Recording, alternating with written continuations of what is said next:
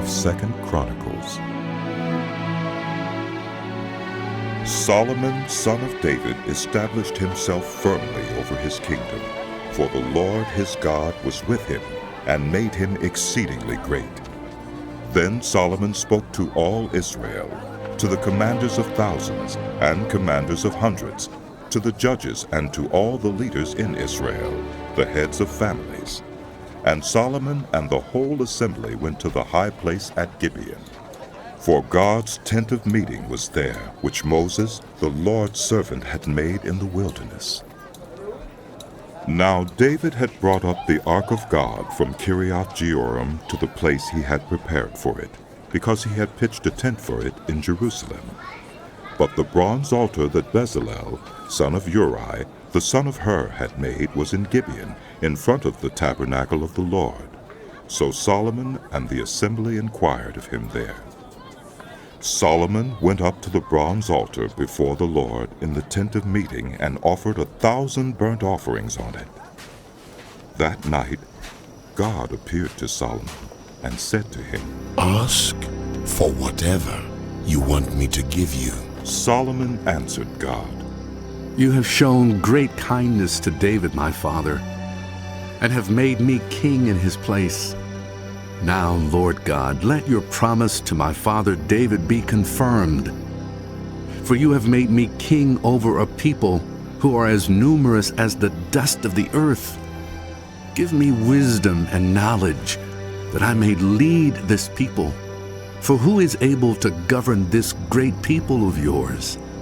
God said to Solomon, "Since this is your heart's desire, and you have not asked for wealth, possessions, or honor, nor for the death of your enemies, and since you have not asked for a long life, but for wisdom and knowledge to govern my people, over whom I have made you king, therefore wisdom and knowledge will be given you, and I will also give you wealth, possessions, and honor, such as no king who was before you ever had, and none after you will have."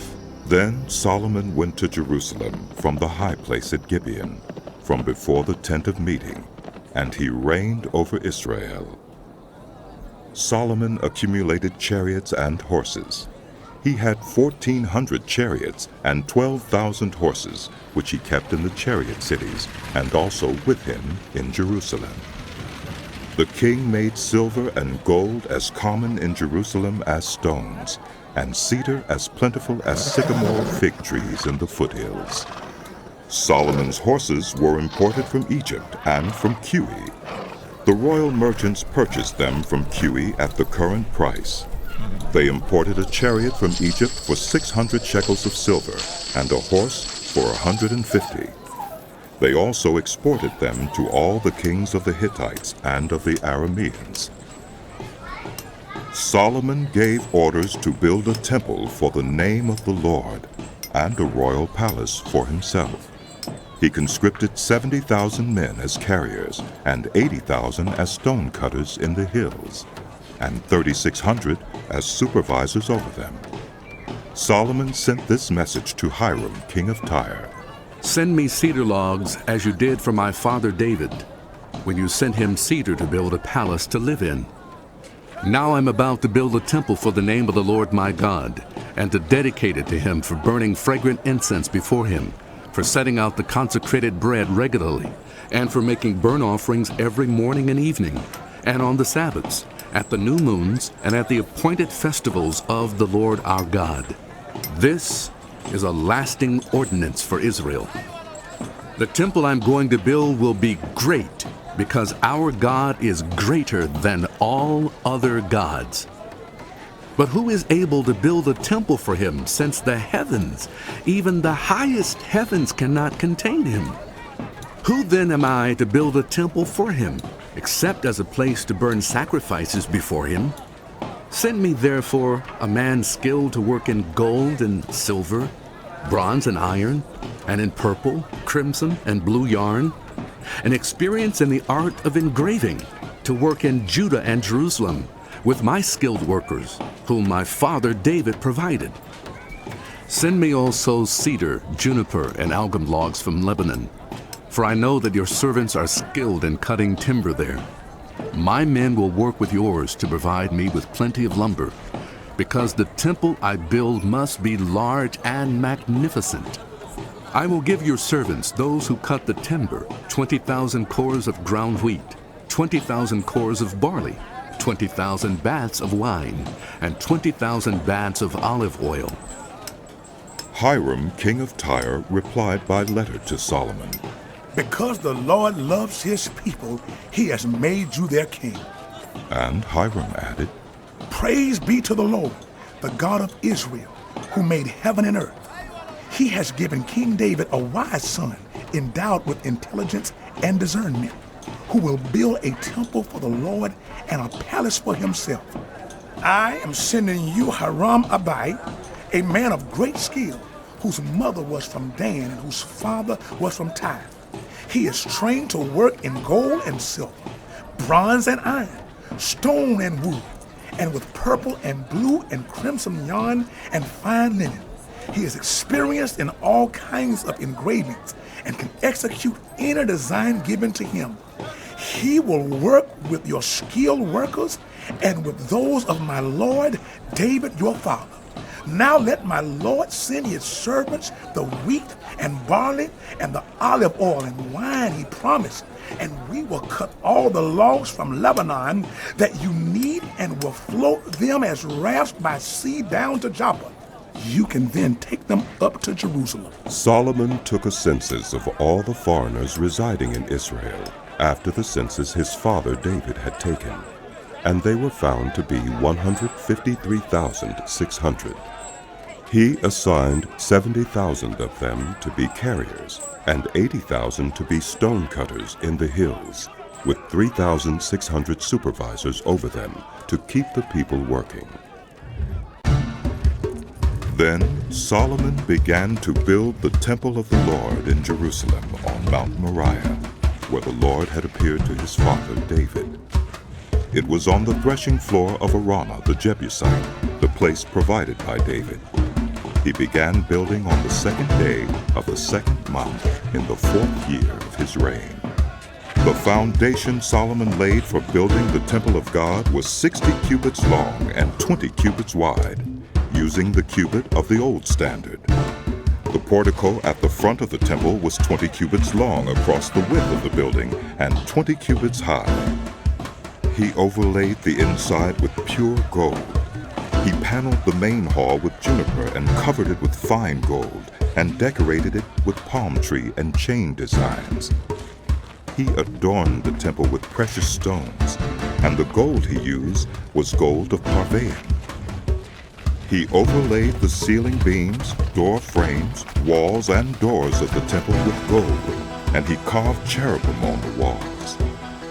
He built the most holy place, its length corresponding to the width of the temple, 20 cubits long and 20 cubits wide.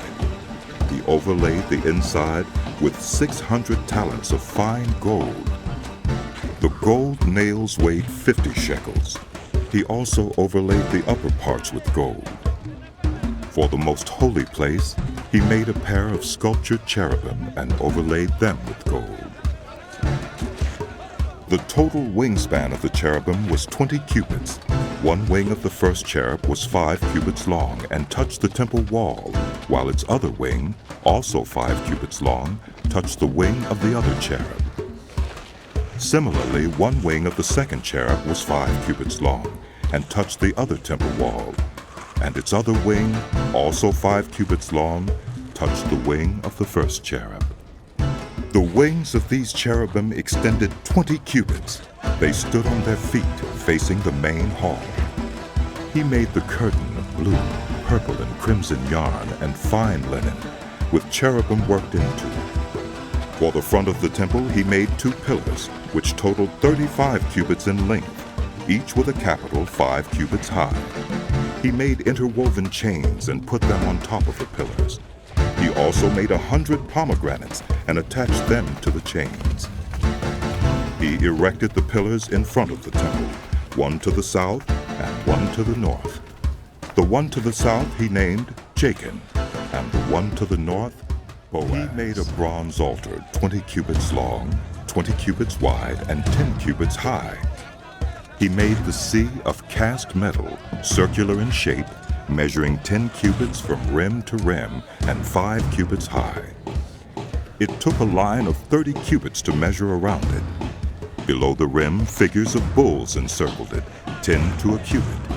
The bulls were cast in 2 rows in one piece with the sea. The sea stood on 12 bulls, 3 facing north, 3 facing west, 3 facing south, and 3 facing east. The sea rested on top of them, and their hindquarters were toward the center. It was a handbreadth in thickness, and its rim was like the rim of a cup, like a lily blossom. It held 3,000 baths. He then made 10 basins for washing, and placed 5 on the south side and 5 on the north. In them, the things to be used for the burnt offerings were rinsed, but the sea was to be used by the priests for washing. He made 10 gold lampstands according to the specifications for them, and placed them in the temple, 5 on the south side and 5 on the north. He made 10 tables and placed them in the temple, 5 on the south side and 5 on the north. He also made 100 gold sprinkling bowls. He made the courtyard of the priests, and the large court, and the doors for the court, and overlaid the doors with bronze. He placed the sea on the south side, at the southeast corner, and Huram also made the pots and shovels and sprinkling bowls. So Huram finished the work he had undertaken for King Solomon in the temple of God. The 2 pillars, the 2 bowl-shaped capitals on top of the pillars, the 2 sets of network decorating the 2 bowl-shaped capitals on top of the pillars, the 400 pomegranates for the 2 sets of network, 2 rows of pomegranates for each network, decorating the bowl-shaped capitals on top of the pillars, the stands with their basins, the sea and the 12 bulls under it, the pots, shovels, meat forks, and all related articles. All the objects that Huram made for King Solomon for the temple of the Lord were of polished bronze. The king had them cast in clay molds in the plain of the Jordan between Succoth and Zarethan. All these things that Solomon made amounted to so much that the weight of the bronze could not be calculated. Solomon also made all the furnishings that were in God's temple: the golden altar, the tables on which was the bread of the presence, the lampstands of pure gold with their lamps to burn in front of the inner sanctuary as prescribed, the gold floral work and lamps and tongs, they were solid gold, the pure gold wick trimmers, sprinkling bowls, dishes and censers, and the gold doors of the temple, the inner doors to the most holy place, and the doors of the main hall.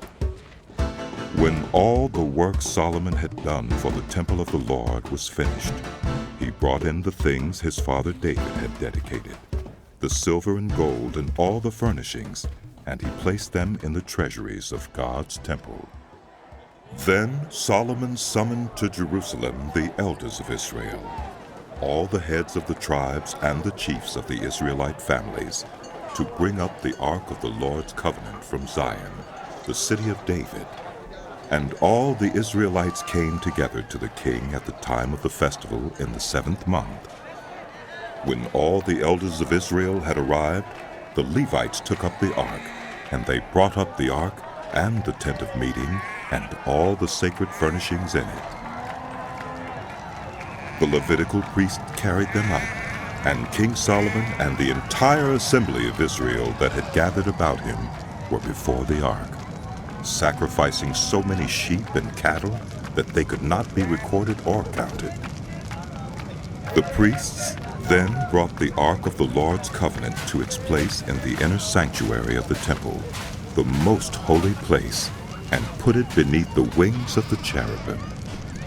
The cherubim spread their wings over the place of the ark and covered the ark and its carrying poles. These poles were so long that their ends, extending from the ark, could be seen from in front of the inner sanctuary, but not from outside the holy place, and they are still there today. There was nothing in the ark except the 2 tablets that Moses had placed in it at Horeb, where the Lord made a covenant with the Israelites after they came out of Egypt. The priests then withdrew from the holy place.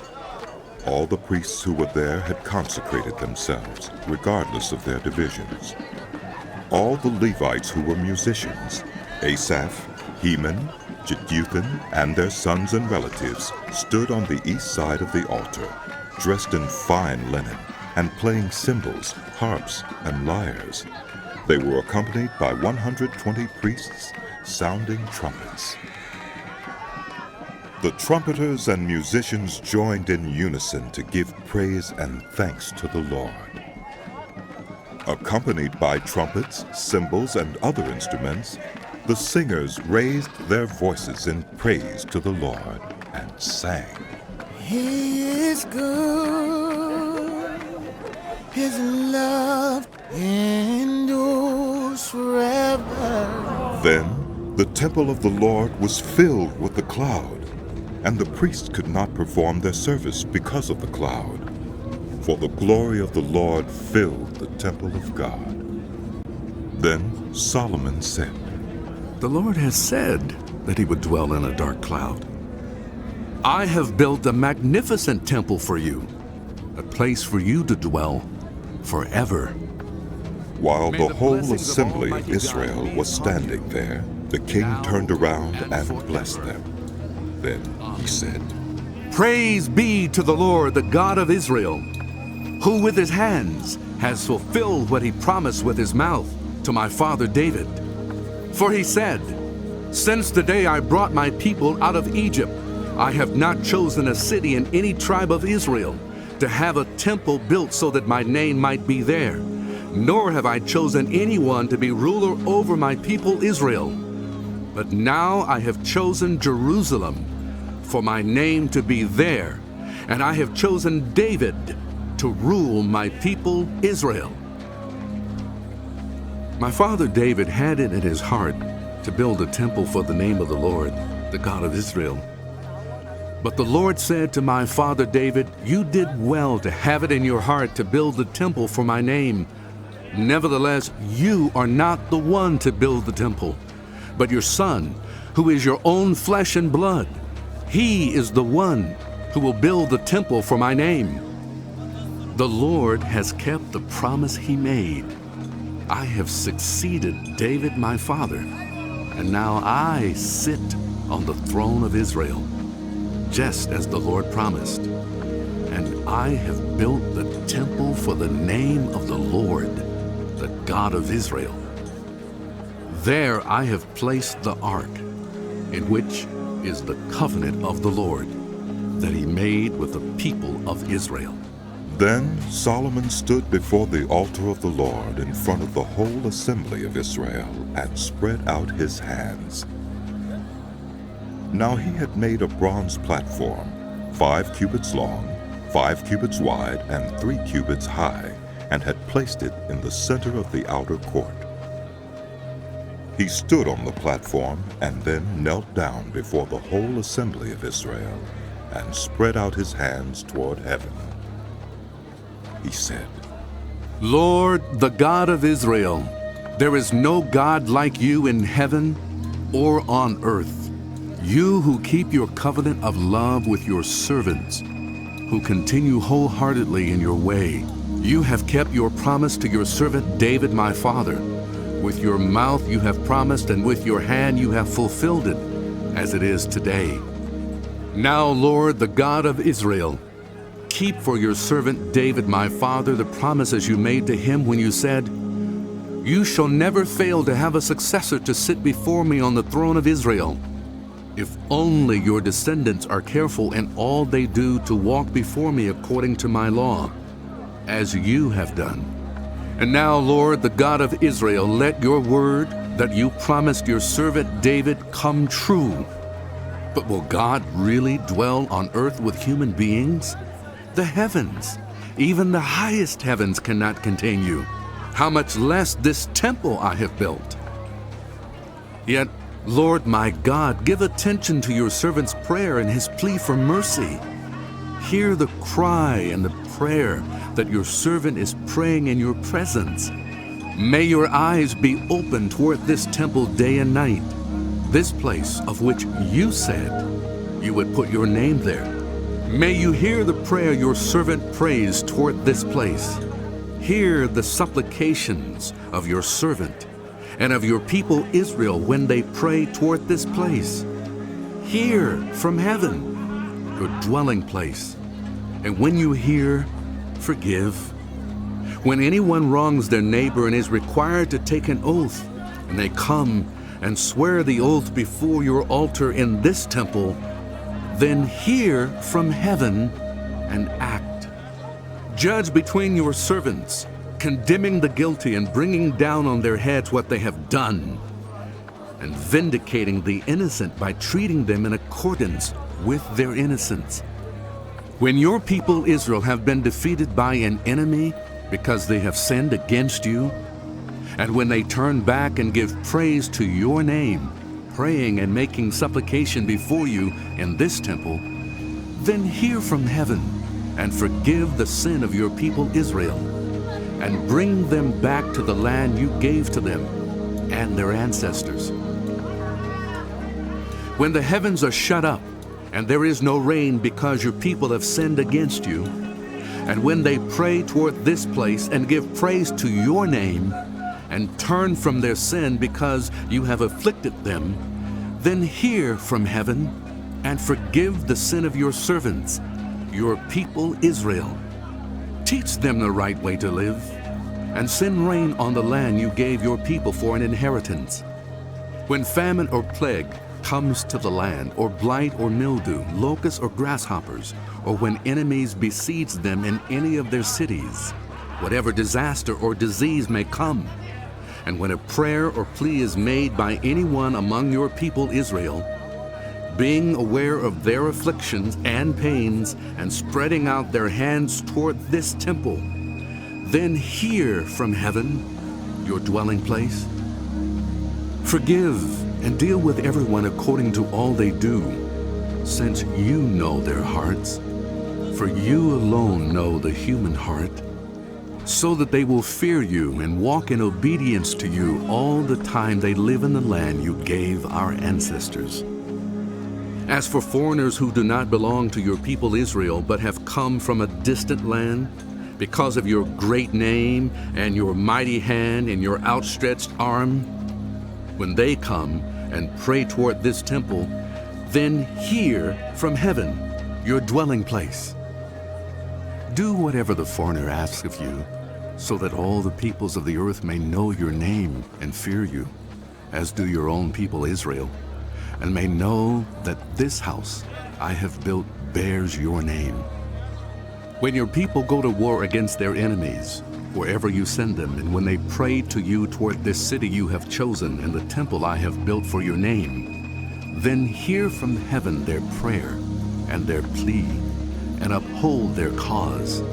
When they sin against you, for there is no one who does not sin, and you become angry with them and give them over to the enemy, who takes them captive to a land far away or near.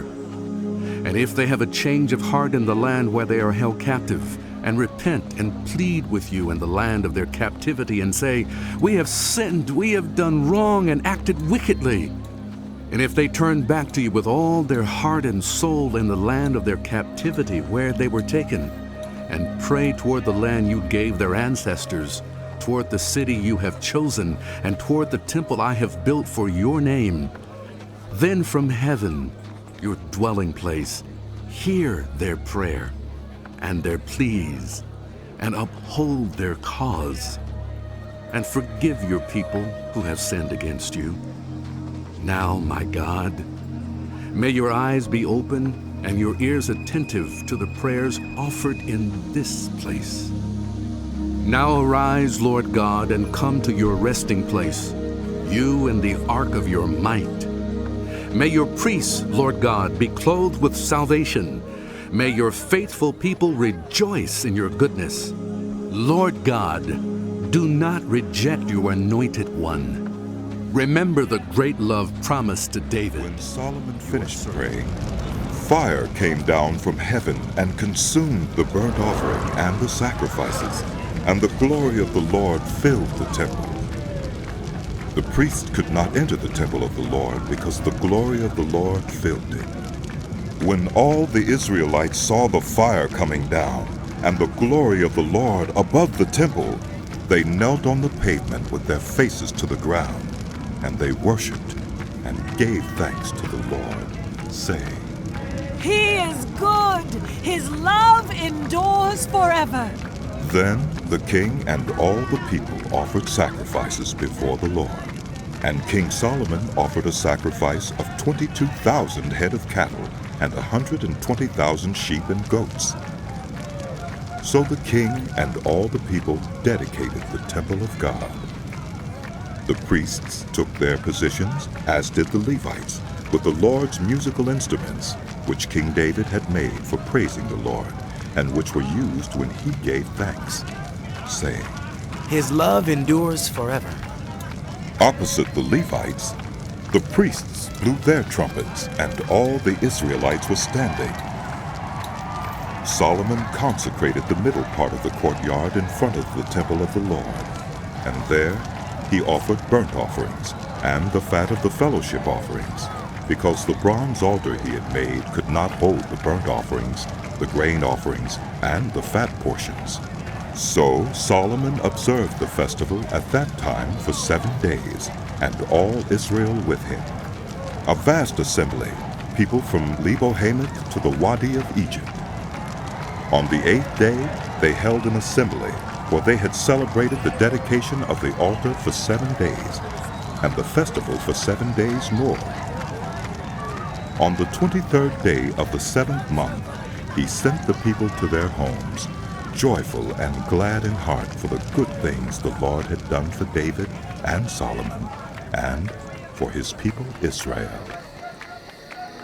When Solomon had finished the temple of the Lord and the royal palace, and had succeeded in carrying out all he had in mind to do in the temple of the Lord and in his own palace, the Lord appeared to him at night and said, I have heard your prayer and have chosen this place for myself as a temple for sacrifices. When I shut up the heavens so that there is no rain, or command locusts to devour the land, or send a plague among my people, if my people who are called by my name will humble themselves and pray and seek my face and turn from their wicked ways, then I will hear from heaven, and I will forgive their sin and will heal their land. Now my eyes will be open and my ears attentive to the prayers offered in this place. I have chosen and consecrated this temple so that my name may be there forever. My eyes and my heart will always be there. As for you, if you walk before me faithfully as David your father did, and do all I command, and observe my decrees and laws, I will establish your royal throne as I covenanted with David your father when I said, you shall never fail to have a successor to rule over Israel. But if you turn away and forsake the decrees and commands I have given you, and go off to serve other gods and worship them, then I will uproot Israel from my land, which I have given them, and will reject this temple I have consecrated for my name. I will make it a byword and an object of ridicule among all peoples. This temple will become a heap of rubble. All who pass by will be appalled and say, Why has the Lord done such a thing to this land and to this temple? People will answer, Because they have forsaken the Lord, the God of their ancestors, who brought them out of Egypt, and have embraced other gods, worshiping and serving them. That is why he In the brought all 20 this years disaster on. during which Solomon built the temple of the Lord and his own palace, Solomon rebuilt the villages that Hiram had given him and settled Israelites in them. Solomon then went to Hamath-Zobah and captured it. He also built up Tadmor in the desert and all the store cities he had built in Hamath. He rebuilt Upper Beth-horon and Lower Beth-horon as fortified cities, with walls and with gates and bars, as well as Baalath and all his store cities, and all the cities for his chariots and for his horses, whatever he desired to build in Jerusalem, in Lebanon, and throughout all the territory he ruled. There were still people left from the Hittites, Amorites, Perizzites, Hivites, and Jebusites. These people were not Israelites. Solomon conscripted the descendants of all these people remaining in the land, whom the Israelites had not destroyed, to serve as slave labor, as it is to this day. But Solomon did not make slaves of the Israelites for his work. They were his fighting men, commanders of his captains, and commanders of his chariots and charioteers. They were also King Solomon's chief officials, 250 officials supervising the men. Solomon brought Pharaoh's daughter up from the city of David to the palace he had built for her, for he said, My wife must not live in the palace of David, king of Israel, because the places the ark of the Lord has entered are holy. On the altar of the Lord that he had built in front of the portico, Solomon sacrificed burnt offerings to the Lord according to the daily requirement for offerings commanded by Moses for the Sabbaths, the new moons, and the 3 annual festivals, the festival of unleavened bread, the festival of weeks, and the festival of tabernacles. In keeping with the ordinance of his father David, he appointed the divisions of the priests for their duties, and the Levites to lead the praise and to assist the priests according to each day's requirement.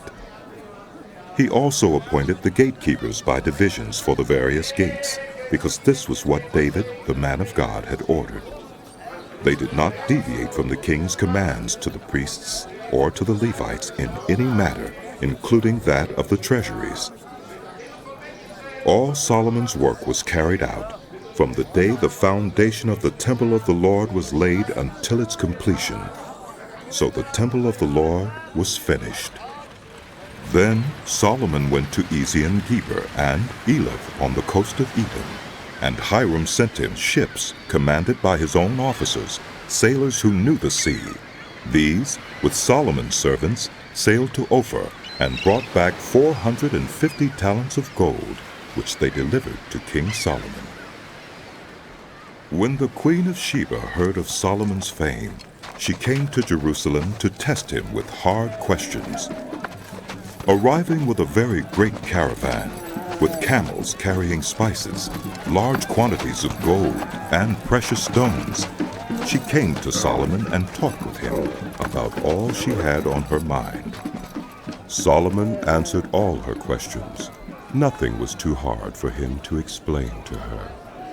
When the Queen of Sheba saw the wisdom of Solomon, as well as the palace he had built, the food on his table, the seating of his officials, the attending servants in their robes, the cupbearers in their robes, and the burnt offerings he made at the temple of the Lord, she was overwhelmed.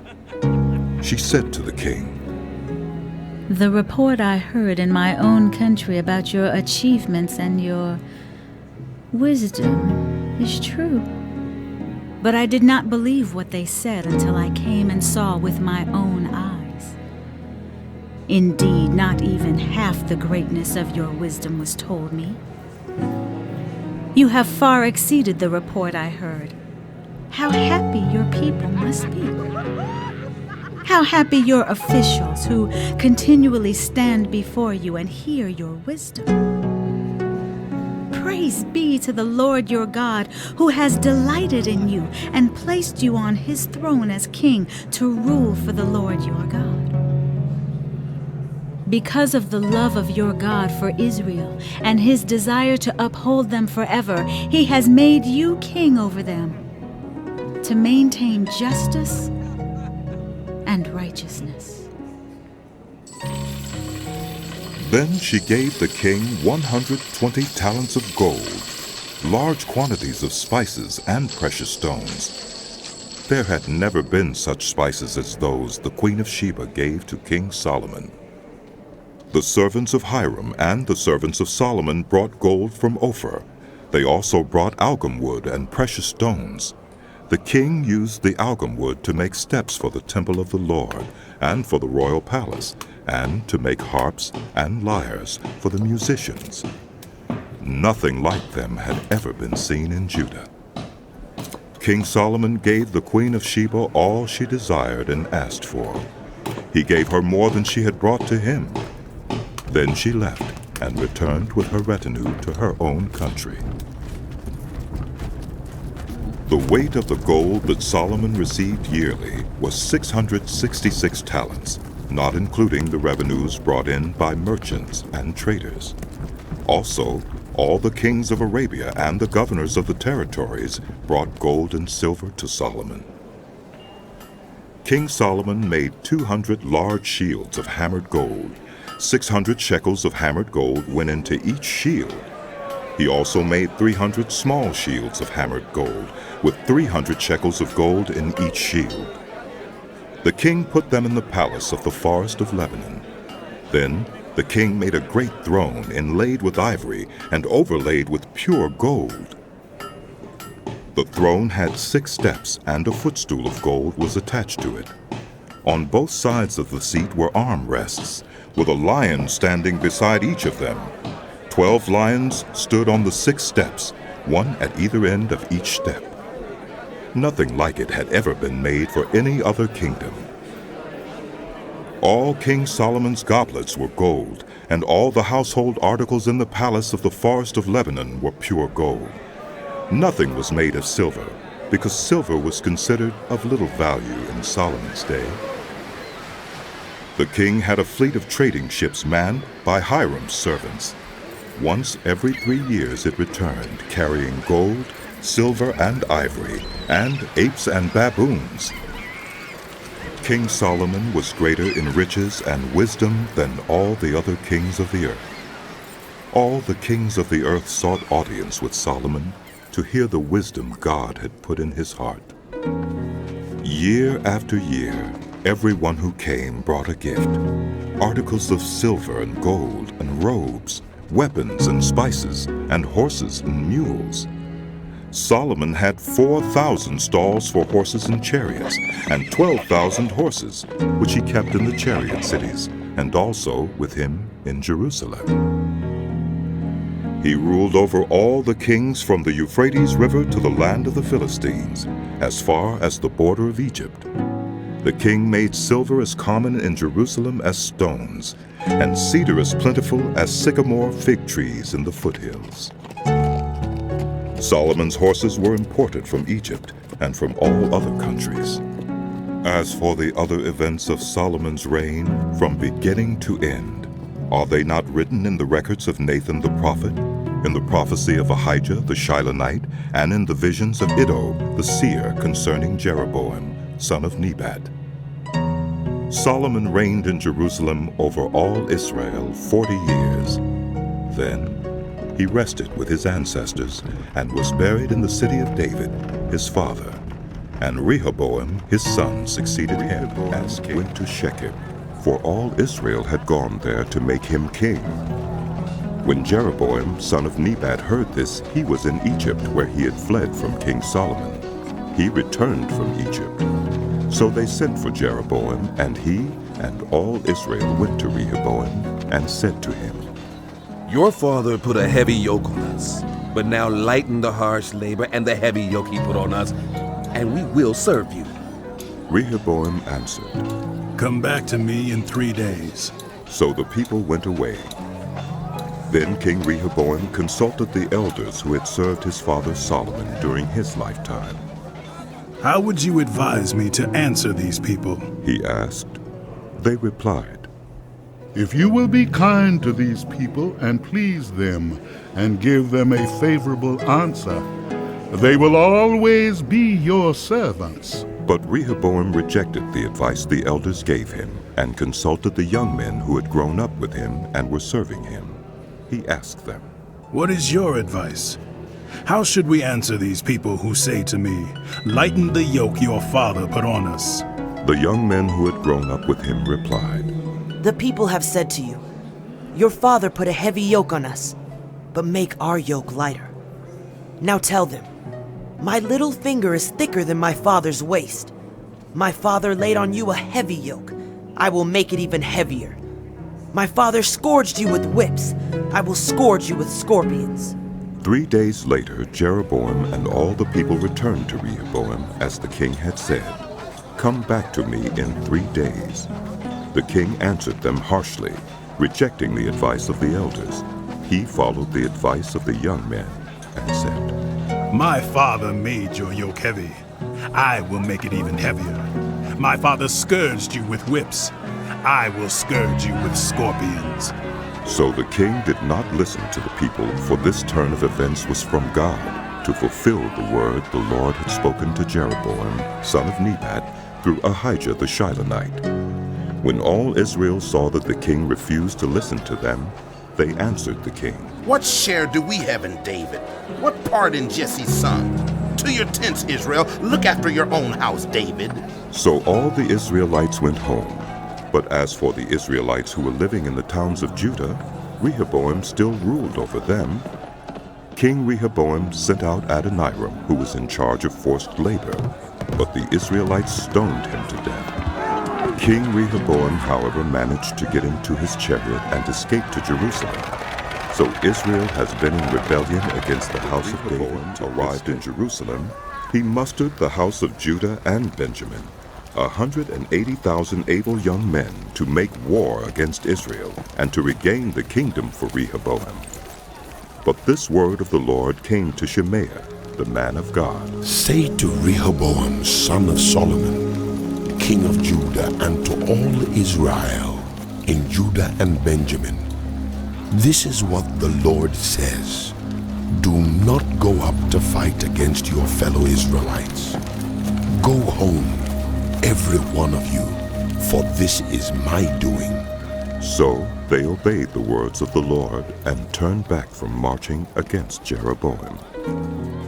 Rehoboam lived in Jerusalem and built up towns for defense in Judah: Bethlehem, Etam, Tekoa, Beth-zur, Soko, Adullam, Gath, Marisha, Ziph, Adoraim, Lachish, Azekah, Zorah, Aijalon, and Hebron. These were fortified cities in Judah and Benjamin. He strengthened their defenses and put commanders in them with supplies of food, olive oil, and wine. He put shields and spears in all the cities and made them very strong. So Judah and Benjamin were his. The priests and Levites from all their districts throughout Israel sided with him. The Levites even abandoned their pasture lands and property and came to Judah and Jerusalem, because Jeroboam and his sons had rejected them as priests of the Lord when he appointed his own priests for the high places and for the goat and calf idols he had made. Those from every tribe of Israel who set their hearts on seeking the Lord, the God of Israel, followed the Levites to Jerusalem to offer sacrifices to the Lord, the God of their ancestors. They strengthened the kingdom of Judah and supported Rehoboam, son of Solomon, 3 years, following the ways of David and Solomon during this time. Rehoboam married Maholath, who was the daughter of David's son Jeremoth, and of Abihail, the daughter of Jesse's son Eliab. She bore him sons, Jeush, Shemariah, and Zaham. Then he married Maacah, daughter of Absalom, who bore him Abijah, Attai, Ziza, and Shelomith. Rehoboam loved Maacah, daughter of Absalom, more than any of his other wives and concubines. In all, he had 18 wives and 60 concubines, 28 sons and 60 daughters. Rehoboam appointed Abijah, son of Maacah, as crown prince among his brothers, in order to make him king. He acted wisely, dispersing some of his sons throughout the districts of Judah and Benjamin, and to all the fortified cities. He gave them abundant provisions and took many wives for them. After Rehoboam's position as king was established and he had become strong, he and all Israel with him abandoned the law of the Lord. Because they had been unfaithful to the Lord, Shishak, king of Egypt, attacked Jerusalem in the 5th year of King Rehoboam. With 1,200 chariots and 60,000 horsemen, and the innumerable troops of Libyans, Sukkites, and Cushites that came with him from Egypt, he captured the fortified cities of Judah and came as far as Jerusalem. Then the prophet Shemaiah came to Rehoboam and to the leaders of Judah who had assembled in Jerusalem for fear of Shishak, and he said to them, "This is what the Lord says. You have abandoned me. Therefore I now abandon you to Shishak." The leaders of Israel and the king humbled themselves and said, "The Lord is just." When the Lord saw that they humbled themselves, this word of the Lord came to Shemaiah. Since they have humbled themselves, I will not destroy them, but will soon give them deliverance. My wrath will not be poured out on Jerusalem through Shishak. They will, however, become subject to him, so that they may learn the difference between serving me and serving the kings of other lands. When Shishak, king of Egypt, attacked Jerusalem, he carried off the treasures of the temple of the Lord and the treasures of the royal palace. He took everything, including the gold shields Solomon had made. So King Rehoboam made bronze shields to replace them, and assigned these to the commanders of the guard on duty at the entrance to the royal palace. Whenever the king went to the Lord's temple, the guards went with him, bearing the shields, and afterward they returned them to the guard room. Because Rehoboam humbled himself, the Lord's anger turned from him, and he was not totally destroyed. Indeed, there was some good in Judah. King Rehoboam established himself firmly in Jerusalem and continued as king. He was 41 years old when he became king, and he reigned 17 years in Jerusalem, the city the Lord had chosen out of all the tribes of Israel in which to put his name. His mother's name was Naamah. She was an Ammonite. He did evil because he had not set his heart on seeking the Lord. As for the events of Rehoboam's reign from beginning to end, are they not written in the records of Shemaiah the prophet and of Iddo the seer that deal with genealogies?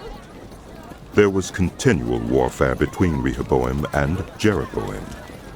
Rehoboam rested with his ancestors and was buried in the city of David, and Abijah his son succeeded him as king.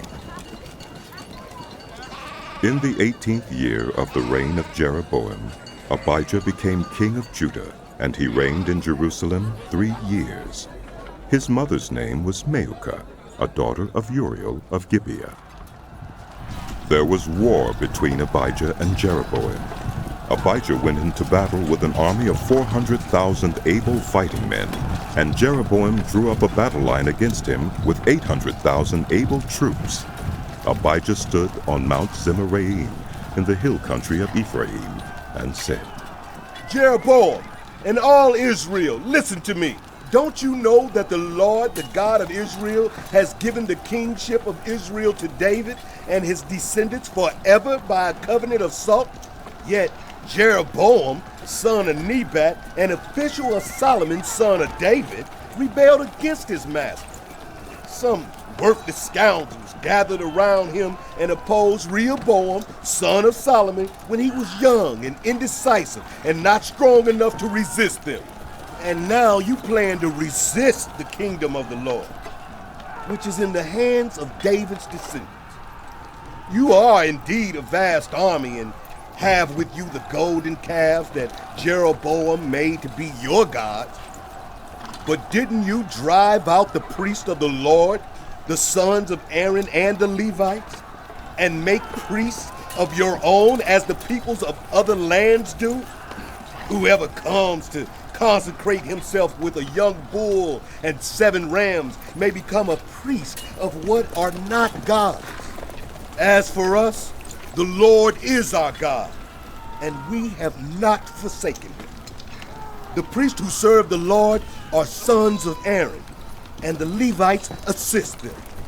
Every morning and evening they present burnt offerings and fragrant incense to the Lord. They set out the bread on the ceremonially clean table and light the lamps on the gold lampstand every evening. We are observing the requirements of the Lord our God. But you have forsaken him. God is with us. He is our leader. His priests, with their trumpets, will sound the battle cry against you. People of Israel, do not fight against the Lord, the God of your ancestors, for you will not succeed. Now Jeroboam had sent troops around to the rear, so that while he was in front of Judah, the ambush was behind them. Judah turned and saw that they were being attacked at both front and rear. Then they cried out to the Lord. The priests blew their trumpets, and the men of Judah raised the battle cry. At the sound of their battle cry, God routed Jeroboam and all Israel before Abijah and Judah. The Israelites fled before Judah, and God delivered them into their hands. Abijah and his troops inflicted heavy losses on them, so that there were 500,000 casualties among Israel's able men. The Israelites were subdued on that occasion, and the men of Judah were victorious because they relied on the Lord, the God of their ancestors. Abijah pursued Jeroboam and took from him the towns of Bethel, Jeshunah, and Ephraim, with their surrounding villages. Jeroboam did not regain power during the time of Abijah, and the Lord struck him down, and he died. But Abijah grew in strength. He married 14 wives and had 22 sons and 16 daughters.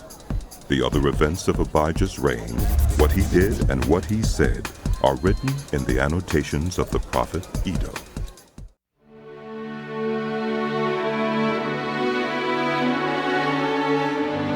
The book of 2 Chronicles continued.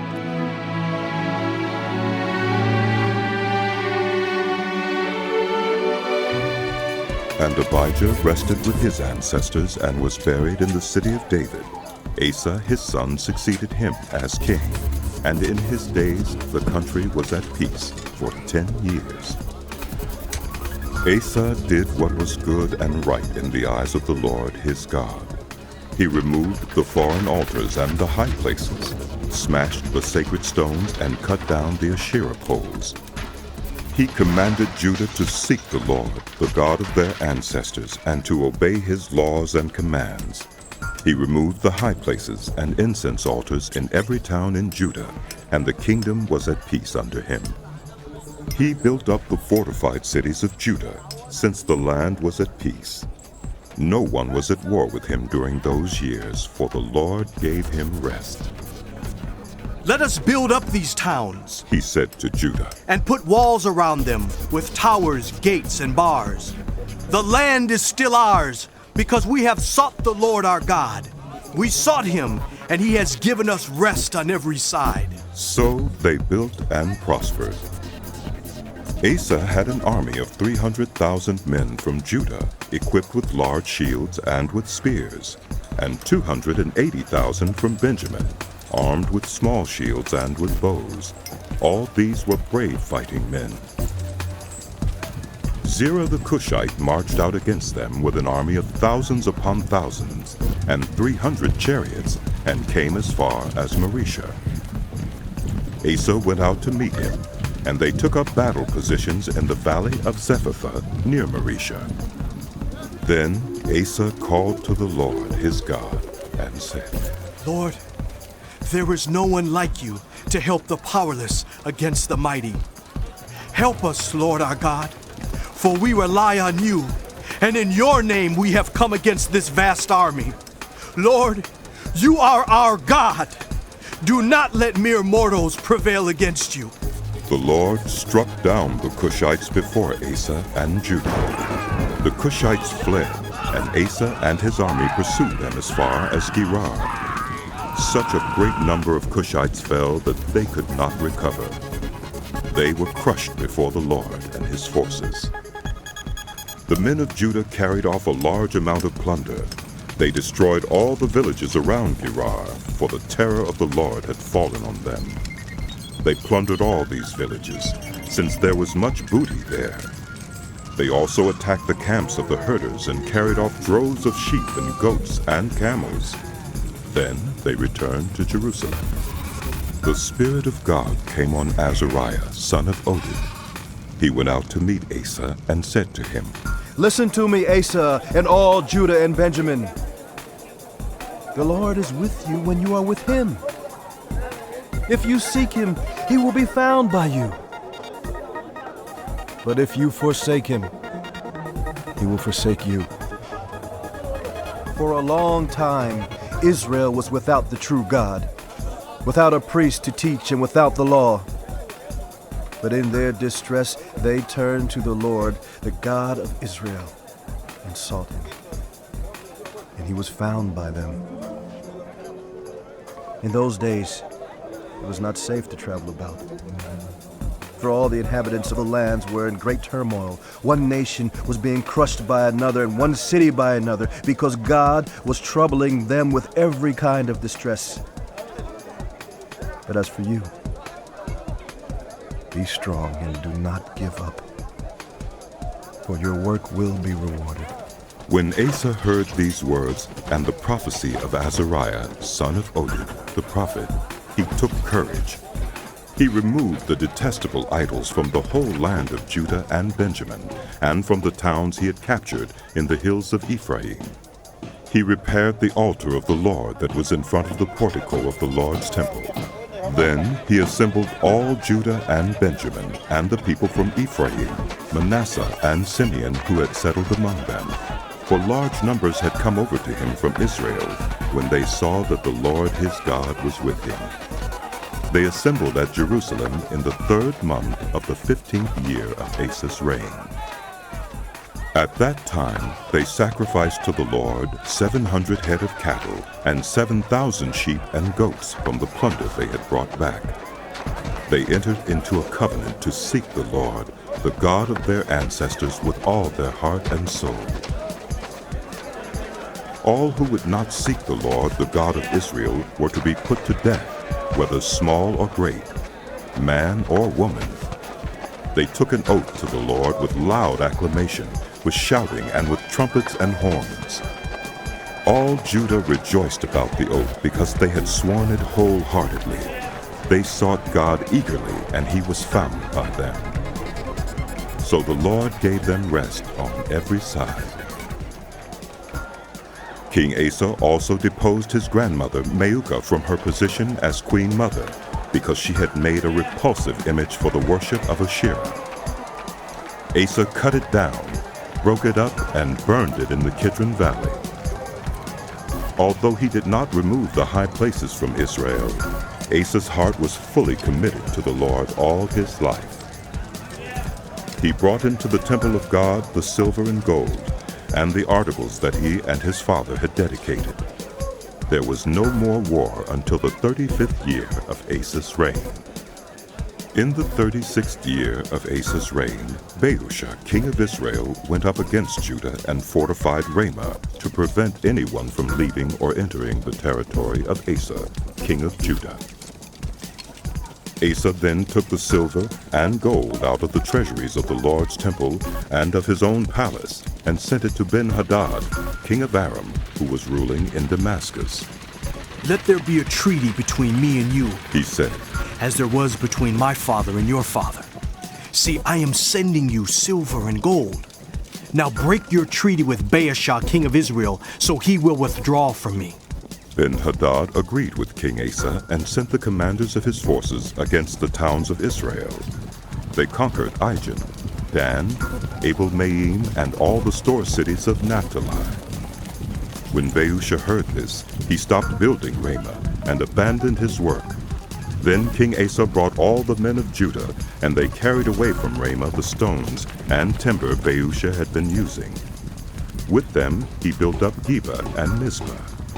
At that time Hunani the seer came to Asa king of Judah and said to him, "Because you relied on the king of Aram and not on the Lord your God, the army of the king of Aram has escaped from your hand.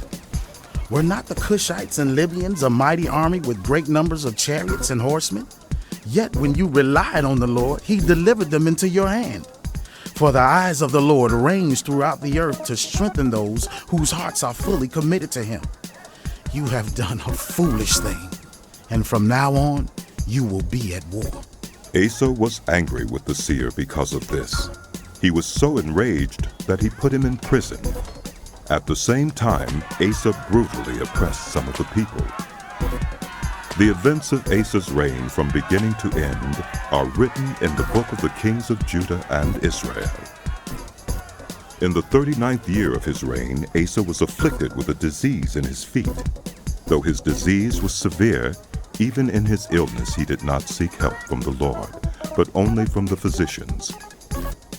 Then, in the 41st year of his reign, Asa died and rested with his ancestors. They buried him in the tomb that he had cut out for himself in the city of David.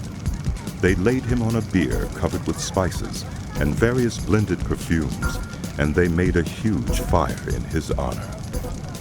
Jehoshaphat his son succeeded him as king and strengthened himself against Israel. He stationed troops in all the fortified cities of Judah and put garrisons in Judah and in the towns of Ephraim that his father Asa had captured.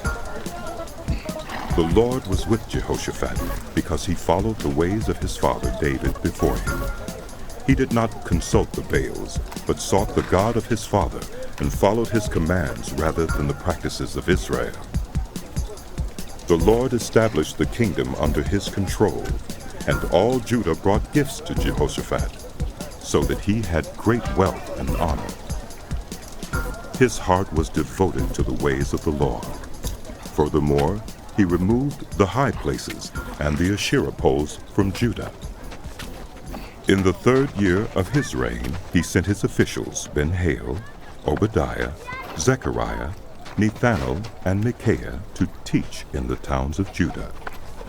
With them were certain Levites, Shemaiah, Nethaniah, Zebediah, Asahel, Shemiramoth, Jehonathan, Adonijah, Tobijah, and Tob-Adonijah, and the priests Elishama and Jehoram. They taught throughout Judah, taking with them the book of the law of the Lord. They went around to all the towns of Judah and taught the people. The fear of the Lord fell on all the kingdoms of the land surrounding Judah, so that they did not make war with Jehoshaphat. Some Philistines brought Jehoshaphat gifts and silver as tribute, and the Arabs brought him flocks, 7,700 rams, and 7,700 goats. Jehoshaphat became more and more powerful. He built forts and store cities in Judah, and had large supplies in the towns of Judah. He also kept experienced fighting men in Jerusalem. Their enrollment by families was as follows. From Judah, commanders of units of 1,000. Adnah, the commander, with 300,000 fighting men. Next, Jehohanan, the commander with 280,000. Next, Amasiah, son of Zichri, who volunteered himself for the service of the Lord with 200,000. From Benjamin, Eliada, a valiant soldier, with 200,000 men, armed with bows and shields. Next, Jehozabad, with 180,000 men armed for battle. These were the men who served the king, besides those he stationed in the fortified cities throughout Judah. Now Jehoshaphat had great wealth and honor, and he allied himself with Ahab by marriage. Some years later he went down to see Ahab in Samaria. Ahab slaughtered many sheep and cattle for him and the people with him, and urged him to attack Ramoth-Gilead. Ahab, king of Israel, asked Jehoshaphat, king of Judah, "Will you go with me against Ramoth-Gilead?" Jehoshaphat replied, "I am as you are, and my people as your people. We will join you in the war."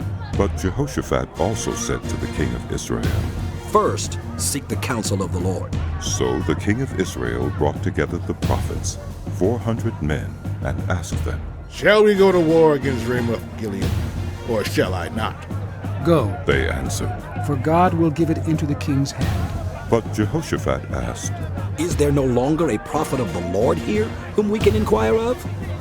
The king of Israel answered Jehoshaphat, "There is still one through whom we can inquire of the Lord, but I hate him, because he never prophesies anything good about me, but always bad. He is Micaiah, son of Imlah." "The king should not say such a thing," Jehoshaphat replied. So the king of Israel called one of his officials and said, "Bring Micaiah, son of Imlah, at once." Dressed in their royal robes, the king of Israel and Jehoshaphat, king of Judah, were sitting on their thrones at the threshing floor by the entrance of the gate of Samaria, with all the prophets prophesying before them. Now Zedekiah, son of Kenana, had made iron horns, and he declared, "This is what the Lord says. With these you will gore the Arameans until they are destroyed." All the other prophets were prophesying the same thing. "Attack Ramoth-Gilead and be victorious," they said, "for the Lord will give it into the king's hand." The messenger who had gone to summon Micaiah said to him, "Look, the other prophets without exception are predicting success for the king. Let your word agree with theirs and speak favorably." But Micaiah said, "As surely as the Lord lives, I can tell him only what my God says." When he arrived, the king asked him, "Micaiah, shall we go to war against Ramoth-Gilead, or shall I not?" "Attack and be victorious," he answered, "for they will be given into your hand." The king said to him, "How many times must I make you swear to tell me nothing but the truth in the name of the Lord?" Then Micaiah answered, "I saw all Israel scattered on the hills like sheep without a shepherd. And the Lord said, 'These people have no master. Let each one go home in peace.'" The king of Israel said to Jehoshaphat, "Didn't I tell you that he never prophesies anything good about me, but only bad?" Micaiah continued, "Therefore hear the word of the Lord. I saw the Lord sitting on his throne with all the host of heaven standing on his right and on his left. And the Lord said, 'Who will entice Ahab, king of Israel, into attacking Ramoth-Gilead and going to his death there?' One suggested this, and another that. Finally, a spirit came forward, stood before the Lord, and said, 'I will entice him.' By what means, the Lord asked. 'I will go and be a lying spirit in the mouths of all his prophets,' he said. 'You will succeed in enticing him,' said the Lord. 'Go and do it.' So now the Lord has put a lying spirit in the mouths of these prophets of yours. The Lord has decreed disaster for you." Then Zedekiah, son of Kenana, went up and slapped Micaiah in the face. "Which way did the Spirit from the Lord go when he went from me to speak to you?" he asked. Micaiah replied, "You will find out on the day you go to hide in an inner room." The king of Israel then ordered, "Take Micaiah and send him back to Ammon, the ruler of the city, and to Joash the king's son, and say, 'This is what the king says. Put this fellow in prison and give him nothing but bread and water until I return safely.'" Micaiah declared, "If you ever return safely, the Lord has not spoken through me." Then he added, "Mark my words, all you people." So the king of Israel and Jehoshaphat, king of Judah, went up to Ramoth-Gilead. The king of Israel said to Jehoshaphat, "I will enter the battle in disguise, but you wear your royal robes." So the king of Israel disguised himself and went into battle. Now the king of Aram had ordered his chariot commanders, "Do not fight with anyone, small or great, except the king of Israel." When the chariot commanders saw Jehoshaphat, they thought, This is the king of Israel. So they turned to attack him, but Jehoshaphat cried out, and the Lord helped him. God drew them away from him, for when the chariot commanders saw that he was not the king of Israel, they stopped pursuing him. But someone drew his bow at random and hit the king of Israel between the breastplate and the scale armor. The king told the chariot driver, "Wheel around and get me out of the fighting. I've been wounded." All day long the battle raged, and the king of Israel propped himself up in his chariot facing the Arameans until evening. Then, at sunset, king of Judah returned safely to his palace in Jerusalem. Jehu the seer, the son of Hanani, went out to meet him and said to the king, "Should you help the wicked and love those who hate the Lord? Because of this, the wrath of the Lord is on you. There is, however, some good in you, for you have rid the land of the Asherah poles and have set your heart on seeking God." Jehoshaphat lived in Jerusalem, and he went out again among the people from Beersheba to the hill country of Ephraim and turned them back to the Lord, the God of their ancestors. He appointed judges in the land, in each of the fortified cities of Judah. He told them, "Consider carefully what you do, because you are not judging for mere mortals, but for the Lord, who is with you whenever you give a verdict. Now let the fear of the Lord be on you. Judge carefully, for with the Lord our God there is no injustice or partiality or bribery." In Jerusalem also, Jehoshaphat appointed some of the Levites, priests, and heads of Israelite families to administer the law of the Lord and to settle disputes. And they lived in Jerusalem. He gave them these orders. You must serve faithfully and wholeheartedly in the fear of the Lord in every case that comes before you from your people who live in the cities. Whether bloodshed or other concerns of the law, commands, decrees, or regulations, you are to warn them not to sin against the Lord. Otherwise, his wrath will come on you and your people. Do this, and you will not sin. Amariah the chief priest will be over you in any matter concerning the Lord. And Zebediah, son of Ishmael, the leader of the tribe of Judah, will be over you in any matter concerning the king.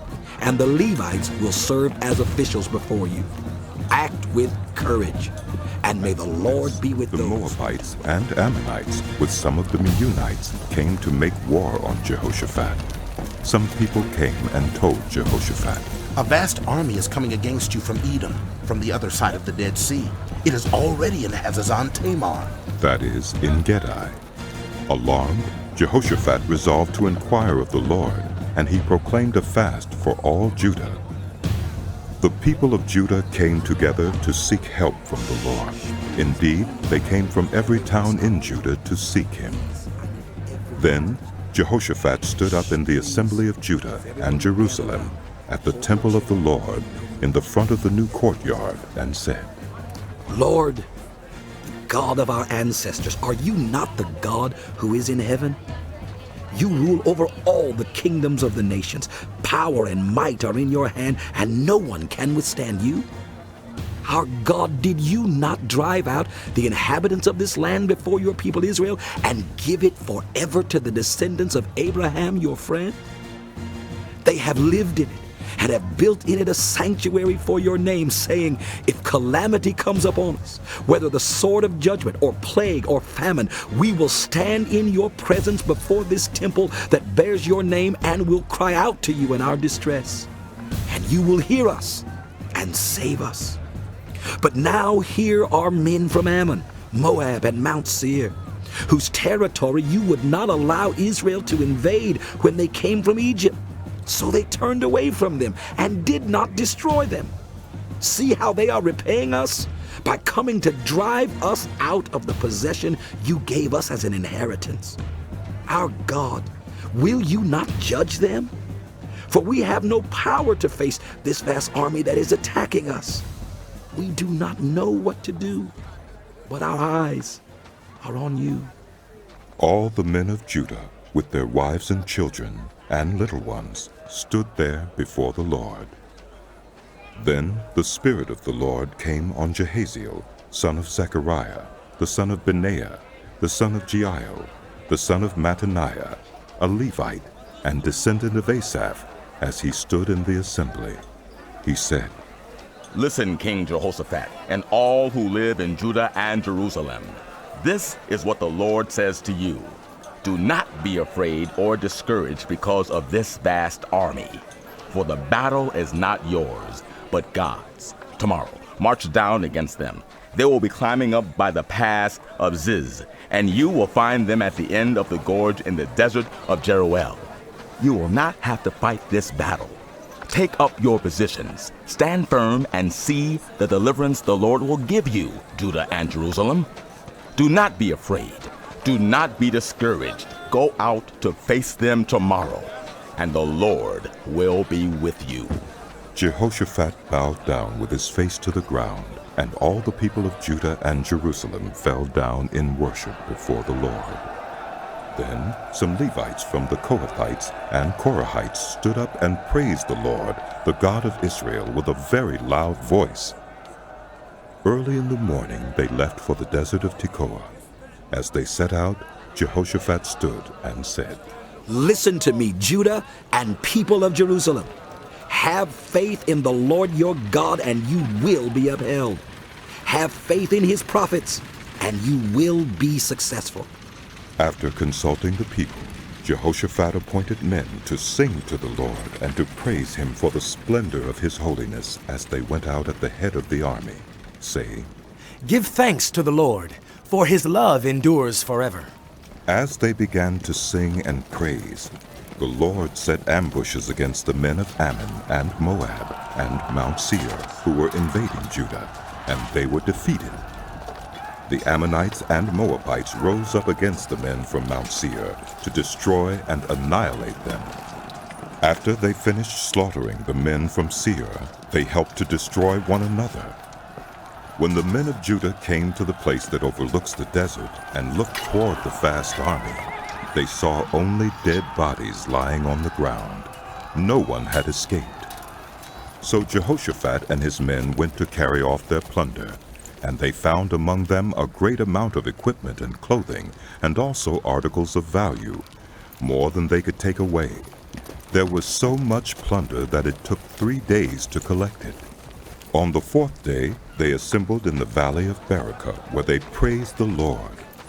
This is why it is called the Valley of Berakah to this day. Then, led by Jehoshaphat, all the men of Judah and Jerusalem returned joyfully to Jerusalem, for the Lord had given them cause to rejoice over their enemies. They entered Jerusalem and went to the temple of the Lord with harps and lyres and trumpets. The fear of God came on all the surrounding kingdoms when they heard how the Lord had fought against the enemies of Israel. And the kingdom of Jehoshaphat was at peace, for his God had given him rest on every side. So Jehoshaphat reigned over Judah. He was 35 years old when he became king of Judah, and he reigned in Jerusalem 25 years. His mother's name was Azubah, daughter of Shilhi. He followed the ways of his father Asa, and did not stray from them. He did what was right in the eyes of the Lord. The high places, however, were not removed, and the people still had not set their hearts on the God of their ancestors. The other events of Jehoshaphat's reign, from beginning to end, are written in the annals of Jehu, son of Hanani, which are recorded in the book of the kings of Israel. Later, Jehoshaphat, king of Judah, made an alliance with Ahaziah, king of Israel, whose ways were wicked. He agreed with him to construct a fleet of trading ships. After these were built at Ezion-Geber, Eliezer, son of Dodavehu of Marisha, prophesied against Jehoshaphat, saying, Because you have made an alliance with Ahaziah, the Lord will destroy what you have made.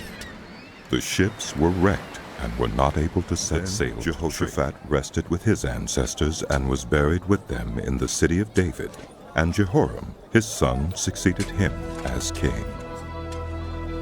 Jehoram's brothers, the sons of Jehoshaphat, were Azariah, Jehiel, Zechariah, Azariahu, Michael, and Shephatiah. All these were sons of Jehoshaphat, king of Israel. Their father had given them many gifts of silver and gold and articles of value, as well as fortified cities in Judah. But he had given the kingdom to Jehoram, because he was his firstborn son. When Jehoram established himself firmly over his father's kingdom, he put all his brothers to the sword, along with some of the officials of Israel. Jehoram was 32 years old when he became king, and he reigned in Jerusalem 8 years. He followed the ways of the kings of Israel, as the house of Ahab had done, for he married a daughter of Ahab. He did evil in the eyes of the Lord. Nevertheless, because of the covenant the Lord had made with David, the Lord was not willing to destroy the house of David. He had promised to maintain a lamp for him and his descendants forever. In the time of Jehoram, Edom rebelled against Judah and set up its own king. So Jehoram went there with his officers and all his chariots. The Edomites surrounded him and his chariot commanders, but he rose up and broke through by night. To this day, Edom has been in rebellion against Judah. Libnah revolted at the same time, because Jehoram had forsaken the Lord, the God of his ancestors. He had also built high places on the hills of Judah, and had caused the people of Jerusalem to prostitute themselves, and had led Judah astray. Jehoram received a letter from Elijah the prophet, which said, "This is what the Lord, the God of your father David, says. You have not followed the ways of your father Jehoshaphat, or of Asa, king of Judah, but you have followed the ways of the kings of Israel. You have led Judah and the people of Jerusalem to prostitute themselves, just as the house of Ahab did. You have also murdered your own brothers, members of your own family, men who were better than you. So now the Lord is about to strike your people, your sons, your wives, and everything that is yours with a heavy blow. You yourself will be very ill with a lingering disease of the bowels, until the disease causes your bowels to come out." The Lord aroused against Jehoram the hostility of the Philistines and of the Arabs who lived near the Cushites. They attacked Judah, invaded it, and carried off all the goods found in the king's palace, together with his sons and wives. Not a son was left to him except Ahaziah, the youngest. After all this, the Lord afflicted Jehoram with an incurable disease of the bowels. In the course of time, at the end of the 2nd year, his bowels came out because of the disease, and he died in great pain. His people made no funeral fire in his honor, as they had for his predecessors. Jehoram was 32 years old when he became king, and he reigned in Jerusalem 8 years. He passed away to no one's regret, and was buried in the city of David, but not in the tombs of the kings. The people of Jerusalem made Ahaziah, Jehoram's youngest son, king in his place, since the raiders who came with the Arabs into the camp had killed all the older sons. So Ahaziah, son of Jehoram, king of Judah, began to reign. Ahaziah was 22 years old when he became king, and he reigned in Jerusalem 1 year. His mother's name was Athaliah, a granddaughter of Omri. He too followed the ways of the house of Ahab, for his mother encouraged him to act wickedly. He did evil in the eyes of the Lord, as the house of Ahab had done, for after his father's death they became his advisers to his undoing. He also followed their counsel when he went with Joram, son of Ahab, king of Israel, to war against Hazael, king of Aram, at Ramoth-Gilead. The Arameans wounded Joram, so he returned to Jezreel to recover from the wounds they had inflicted on him at Ramoth in his battle with Hazael, king of Aram. Then Ahaziah, son of Jehoram, king of Judah, went down to Jezreel to see Joram, son of Ahab, because he had been wounded. Through Ahaziah's visit to Joram, God brought about Ahaziah's downfall. When Ahaziah arrived, he went out with Joram to meet Jehu, son of Nimshi, whom the Lord had anointed to destroy the house of Ahab. While Jehu was executing judgment on the house of Ahab, he found the officials of Judah and the sons of Ahaziah's relatives who had been attending Ahaziah, and he killed them. He then went in search of Ahaziah, and his men captured him while he was hiding in Samaria. He was brought to Jehu and put to death. They buried him, for they said, "He was a son of Jehoshaphat, who sought the Lord with all his heart." So there was no one in the house of Ahaziah powerful enough to retain the kingdom. When Athaliah, the mother of Ahaziah, saw that her son was dead, she proceeded to destroy the whole royal family of the house of Judah. But Jehosheba, the daughter of King Jehoram, took Joash, son of Ahaziah, and stole him away from among the royal princes who were about to be murdered, and put him and his nurse in a bedroom. Because Jehosheba, the daughter of King Jehoram and wife of the priest Jehoiada, was Ahaziah's sister, she hid the child from Athaliah so she could not kill him. He remained hidden with them at the temple of God for 6 years while Athaliah ruled the land. In the 7th year, Jehoiada showed his strength. He made a covenant with the commanders of units of 100, Azariah, son of Jeroham, Ishmael, son of Jehohanan, Azariah, son of Obed, Maaseiah, son of Adaiah, and Elishaphat, son of Zichri. They went throughout Judah and gathered the Levites and the heads of Israelite families from all the towns. When they came to Jerusalem, the whole assembly made a covenant with the king at the temple of God. Jehoiada said to them, "The king's son shall reign, as the Lord promised concerning the descendants of David. Now this is what you are to do. A third of you priests and Levites who are going on duty on the Sabbath are to keep watch at the doors. A third of you at the royal palace, and a third at the foundation gate. And all the others are to be in the courtyards of the temple of the Lord. No one is to enter the temple of the Lord except the priests and Levites on duty. They may enter because they are consecrated. But all the others are to observe the Lord's command not to enter. The Levites are to station themselves around the king, each with weapon in hand. Anyone who enters the temple is to be put to death. Stay close to the king wherever he goes." The Levites and all the men of Judah did just as Jehoiada the priest ordered. Each one took his men, those who were going on duty on the Sabbath and those who were going off duty, for Jehoiada the priest had not released any of the divisions. Then he gave the commanders of units of 100 the spears and the large and small shields that had belonged to King David and that were in the temple of God. He stationed all the men, each with his weapon in his hand, around the king, near the altar and the temple, from the south side to the north side of the temple. Jehoiada and his sons brought out the king's son and put the crown on him. They presented him with a copy of the covenant and proclaimed him king. They anointed him and shouted, "Long live the king!" When Athaliah heard the noise of the people running and cheering the king, she went to them at the temple of the Lord. She looked, and there was the king, standing by his pillar at the entrance. The officers and the trumpeters were beside the king, and all the people of the land were rejoicing and blowing trumpets, and musicians with their instruments were leading the praises. Then Athaliah tore her robes and shouted, "Treason! Treason!" Jehoiada the priest sent out the commanders of the units of 100 who were in charge of the troops, and said to them, "Bring her out between the ranks, and put to the sword anyone who follows her." For the priests had said, "Do not put her to death at the temple of the Lord."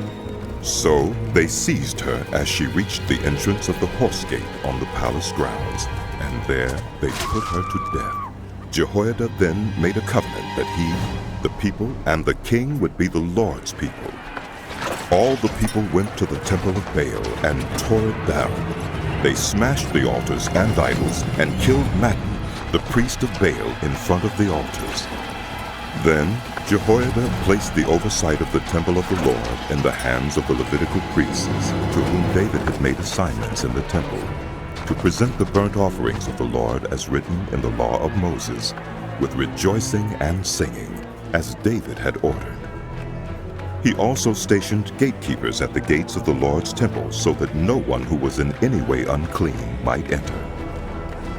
He took with him the commanders of hundreds, the nobles, the rulers of the people, and all the people of the land, and brought the king down from the temple of the Lord.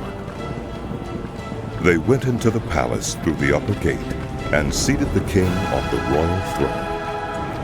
All the people of the land rejoiced, and the city was calm, because Athaliah had been slain, which was 7 years old when he became king, and he reigned in Jerusalem 40 years. His mother's name was Zibiah. She was from Beersheba.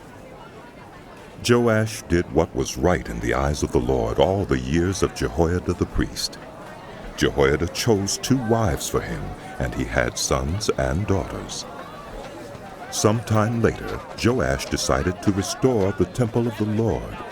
He called together the priests and Levites and said to them, "Go to the towns of Judah and collect the money due annually from all Israel to repair the temple of your God. Do it now." But the Levites did not act at once. Therefore the king summoned Jehoiada the chief priest and said to him, "Why haven't you required the Levites to bring in from Judah and Jerusalem the tax imposed by Moses, the servant of the Lord, and by the assembly of Israel for the tent of the covenant law?" Now the sons of that wicked woman Athaliah had broken into the temple of God and had used even its sacred objects for the Baals. At the king's command, a chest was made and placed outside at the gate of the temple of the Lord. A proclamation was then issued in Judah and Jerusalem that they should bring to the Lord the tax that Moses, the servant of God, had required of Israel in the wilderness. All the officials and all the people brought their contributions gladly, dropping them into the chest until it was full. Whenever the chest was brought in by the Levites to the king's officials, and they saw that there was a large amount of money, the royal secretary and the officer of the chief priest would come and empty the chest and carry it back to its place. They did this regularly and collected a great amount of money. The king and Jehoiada gave it to those who carried out the work required for the temple of the Lord. They hired masons and carpenters to restore the Lord's temple, and also workers in iron and bronze to repair the temple. The men in charge of the work were diligent, and the repairs progressed under them. They rebuilt the temple of God according to its original design and reinforced it. When they had finished, they brought the rest of the money to the king and Jehoiada, and with it were made articles for the Lord's temple, articles for the service and for the burnt offerings, and also dishes and other objects of gold and silver. As long as Jehoiada lived, burnt offerings were presented continually in the temple of the Lord. Now Jehoiada was old and full of years, and he died at the age of 130. He was buried with the kings in the city of David because of the good he had done in Israel for God and his temple. After the death of Jehoiada, the officials of Judah came and paid homage to the king, and he listened to them. They abandoned the temple of the Lord, the God of their ancestors, and worshipped Asherah poles and idols.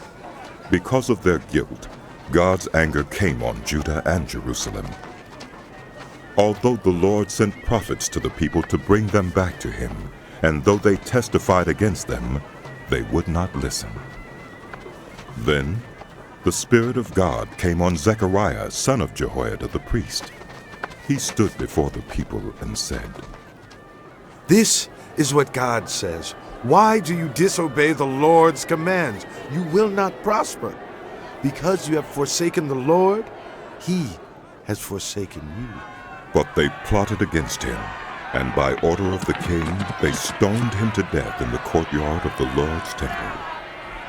King Joash did not remember the kindness Zechariah's father, Jehoiada, had shown him, but killed his son, who said as he lay dying, "May the Lord see this and call you to account." At the turn of the year, the army of Aram marched against Joash. It invaded Judah and Jerusalem and killed all the leaders of the people. They sent all the plunder to their king in Damascus. Although the Aramean army had come with only a few men, the Lord delivered into their hands a much larger army. Because Judah had forsaken the Lord, the God of their ancestors, judgment was executed on Joash. When the Arameans withdrew, they left Joash severely wounded. His officials conspired against him for murdering the son of Jehoiada the priest, and they killed him in his bed. So he died and was buried in the city of David, but not in the tombs of the kings. Those who conspired against him were Zabad, son of Shimeath, an Ammonite woman, and Jehozabad, son of Shimrith, a Moabite woman. The account of his sons, the many prophecies about him, and the record of the restoration of the temple of God are written in the annotations on the book of the kings. And Amaziah, his son, succeeded him as king. Amaziah was 25 years old when he became king, and he reigned in Jerusalem 29 years. His mother's name was Jehoadan. She was from Jerusalem. He did what was right in the eyes of the Lord, but not wholeheartedly. After the kingdom was firmly in his control, he executed the officials who had murdered his father, the king. Yet he did not put their children to death, but acted in accordance with what is written in the law in the book of Moses, where the Lord commanded. Parents shall not be put to death for their children, nor children be put to death for their parents. Each of you will die for your own sin. Amaziah called the people of Judah together and assigned them according to their families to commanders of thousands and commanders of hundreds for all Judah and Benjamin. He then mustered those 20 years old or more and found that there were 300,000 men fit for military service, able to handle the spear and shield. He also hired 100,000 fighting men from Israel for 100 talents of silver. But a man of God came to him and said, Your Majesty, these troops from Israel must not march with you, for the Lord is not with Israel, not with any of the people of Ephraim. Even if you go and fight courageously in battle, God will overthrow you before the enemy, for God has the power to help or to overthrow. Amaziah asked the man of God, But what about the 100 talents I paid for these Israelite troops? The man of God replied, The Lord can give you much more than that. So Amaziah dismissed the troops who had come to him from Ephraim and sent them home. They were furious with Judah and left for home in a great rage. Amaziah then marshaled his strength and led his army to the valley of Salt, where he killed 10,000 men of Seir. The army of Judah also captured 10,000 men alive, took them to the top of a cliff, and threw them down so that all were dashed to pieces. Meanwhile, the troops that Amaziah had sent back and had not allowed to take part in the war raided towns belonging to Judah from Samaria to Beth-horon. They killed 3,000 people and carried off great quantities of plunder. When Amaziah returned from slaughtering the Edomites, he brought back the gods of the people of Seir. He set them up as his own gods, bowed down to them, and burned sacrifices to them. The anger of the Lord burned against Amaziah, and he sent a prophet to him, who said, Why do you consult this people's gods, which could not save their own people from your hand? While he was still speaking, the king said to him, Have we appointed you an advisor to the king? Stop! Why be struck down? So the prophet stopped, but said, I know that God has determined to destroy you, because you have done this and have not listened to my counsel.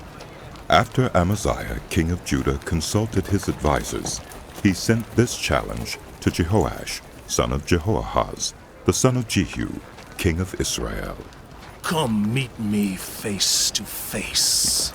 But Jehoash, king of Israel, replied to Amaziah, king of Judah, A thistle in Lebanon, Send a message to a cedar in Lebanon. Give your daughter to my son in marriage. Then a wild beast in Lebanon came along and trampled the thistle underfoot. You say to yourself that you have defeated Edom, and now you are arrogant and proud. But stay at home. Why ask for trouble and cause your own downfall and that of Judah also? Amaziah, however, would not listen, for God so worked that he might deliver them into the hands of Jehoash, because they sought the gods of Edom. So Jehoash, king of Israel, attacked. He and Amaziah, king of Judah, faced each other at Beth-shemesh in Judah. Judah was routed by Israel, and every man fled to his home. Jehoash, king of Israel, captured Amaziah, king of Judah, the son of Joash, the son of Ahaziah, at Beth-shemesh. Then Jehoash brought him to Jerusalem, and broke down the wall of Jerusalem from the Ephraim gate to the corner gate, a section about 400 cubits long. He took all the gold and silver, and all the articles found in the temple of God that had been in the care of Obed-Edom, together with the palace treasures and the hostages, and returned to Samaria. Amaziah, son of Joash, king of Judah, lived for 15 years after the death of Jehoash, son of Jehoahaz, king of Israel. As for the other events of Amaziah's reign, from beginning to end, are they not written in the book of the kings of Judah and Israel? From the time that Amaziah turned away from following the Lord, they conspired against him in Jerusalem, and he fled to Lachish, but they sent men after him to Lachish and killed him there. He was brought back by horse and was burned with his ancestors in the city of Judah. Then all the people of Judah took Uzziah, who was 16 years old, and made him king in place of his father Amaziah. He was the one who rebuilt Elath and restored it to Judah after Amaziah rested with his ancestors. Uzziah was 16 years old when he became king, and he reigned in Jerusalem 52 years. His mother's name was Jechaliah. She was from Jerusalem. He did what was right in the eyes of the Lord, just as his father Amaziah had done. He sought God during the days of Zechariah, who instructed him in the fear of God. As long as he sought the Lord, God gave him success. He went to war against the Philistines and broke down the walls of Gath, Jabneh, and Ashdod. He then rebuilt towns near Ashdod and elsewhere among the Philistines. God helped him against the Philistines and against the Arabs who lived in Gur-baal, and against the Meunites. The Ammonites brought tribute to Uzziah, and his fame spread as far as the border of Egypt, because he had become very powerful. Uzziah built towers in Jerusalem at the corner gate, at the valley gate, and at the angle of the wall, and he fortified them. He also built towers in the wilderness, and dug many cisterns, because he had much livestock in the foothills and in the plain. He had people working his fields and vineyards in the hills and in the fertile lands, for he loved the soil. Uzziah had a well-trained army, ready to go out by divisions according to their numbers, as mustered by Jeiel, the secretary, and Maaseiah, the officer under the direction of Hananiah, one of the royal officials. The total number of family leaders over the fighting men were 2,600. Under their command was an army of 307,500 men, trained for war, a powerful force to support the king against his enemies. Uzziah provided shields, spears, helmets, coats of armor, bows, and sling stones for the entire army. In Jerusalem he made devices designed by skilled workers for use on the towers and on the corner defenses, so that soldiers could shoot arrows and hurl large stones from the walls. His fame spread far and wide, for he was greatly helped until he became powerful. But after Uzziah became powerful, his pride led to his downfall.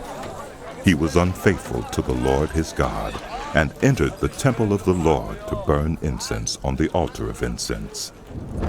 Azariah the priest, with 80 other courageous priests of the Lord, followed him in. They confronted King Uzziah and said, "It is not right for you, Uzziah, to burn incense to the Lord. That is for the priests, the descendants of Aaron, who have been consecrated to burn incense. Leave the sanctuary, for you have been unfaithful, and you will not be honored by the Lord God." Uzziah, who had a censer in his hand ready to burn incense, became angry. While he was raging at the priests in their presence before the incense altar in the Lord's temple, leprosy broke out on his forehead. When Azariah the chief priest and all the other priests looked at him, they saw that he had leprosy on his forehead, so they hurried him out. Indeed, he himself was eager to leave, because the Lord had afflicted him. King Uzziah had leprosy until the day he died. He lived in a separate house, leprous and excluded from the temple of the Lord. Jotham, his son, had charge of the palace and governed the people of the land. The other events of Uzziah's reign from beginning to end are recorded by the prophet Isaiah, son of Amos. Uzziah rested with his ancestors and was buried near them in a cemetery that belonged to the kings. For people said, "He had leprosy." And Jotham, his son, succeeded him as king. Jotham was 25 years old when he became king, and he reigned in Jerusalem 16 years. His mother's name was Jerusha, daughter of Zadok. He did what was right in the eyes of the Lord, just as his father Uzziah had done. But unlike him, he did not enter the temple of the Lord. The people, however, continued their corrupt practices. Jotham rebuilt the upper gate of the temple of the Lord and did extensive work on the wall at the hill of Ophel. He built towns in the hill country of Judah and forts and towers in the wooded areas. Jotham made war on the king of the Ammonites and conquered them. That year the Ammonites paid him 100 talents of silver, 10,000 cores of wheat, and 10,000 cores of barley. The Ammonites brought him the same amount also in the second and third years. Jotham grew powerful because he walked steadfastly before the Lord, his God. The other events in Jotham's reign, including all his wars and the other things he did, are written in the book of the kings of Israel and Judah. He was 25 years old when he became king, and he reigned in Jerusalem 16 years. Jotham rested with his ancestors and was buried in the city of David, and Ahaz, his son, succeeded him. Ahaz was 20 years old when he became king, and he reigned in Jerusalem 16 years. Unlike David his father, he did not do what was right in the eyes of the Lord.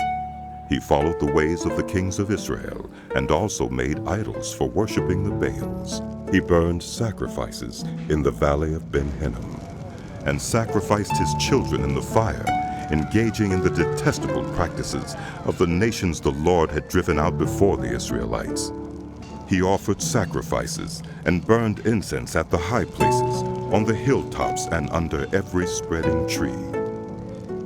Therefore the Lord his God delivered him into the hands of the king of Aram.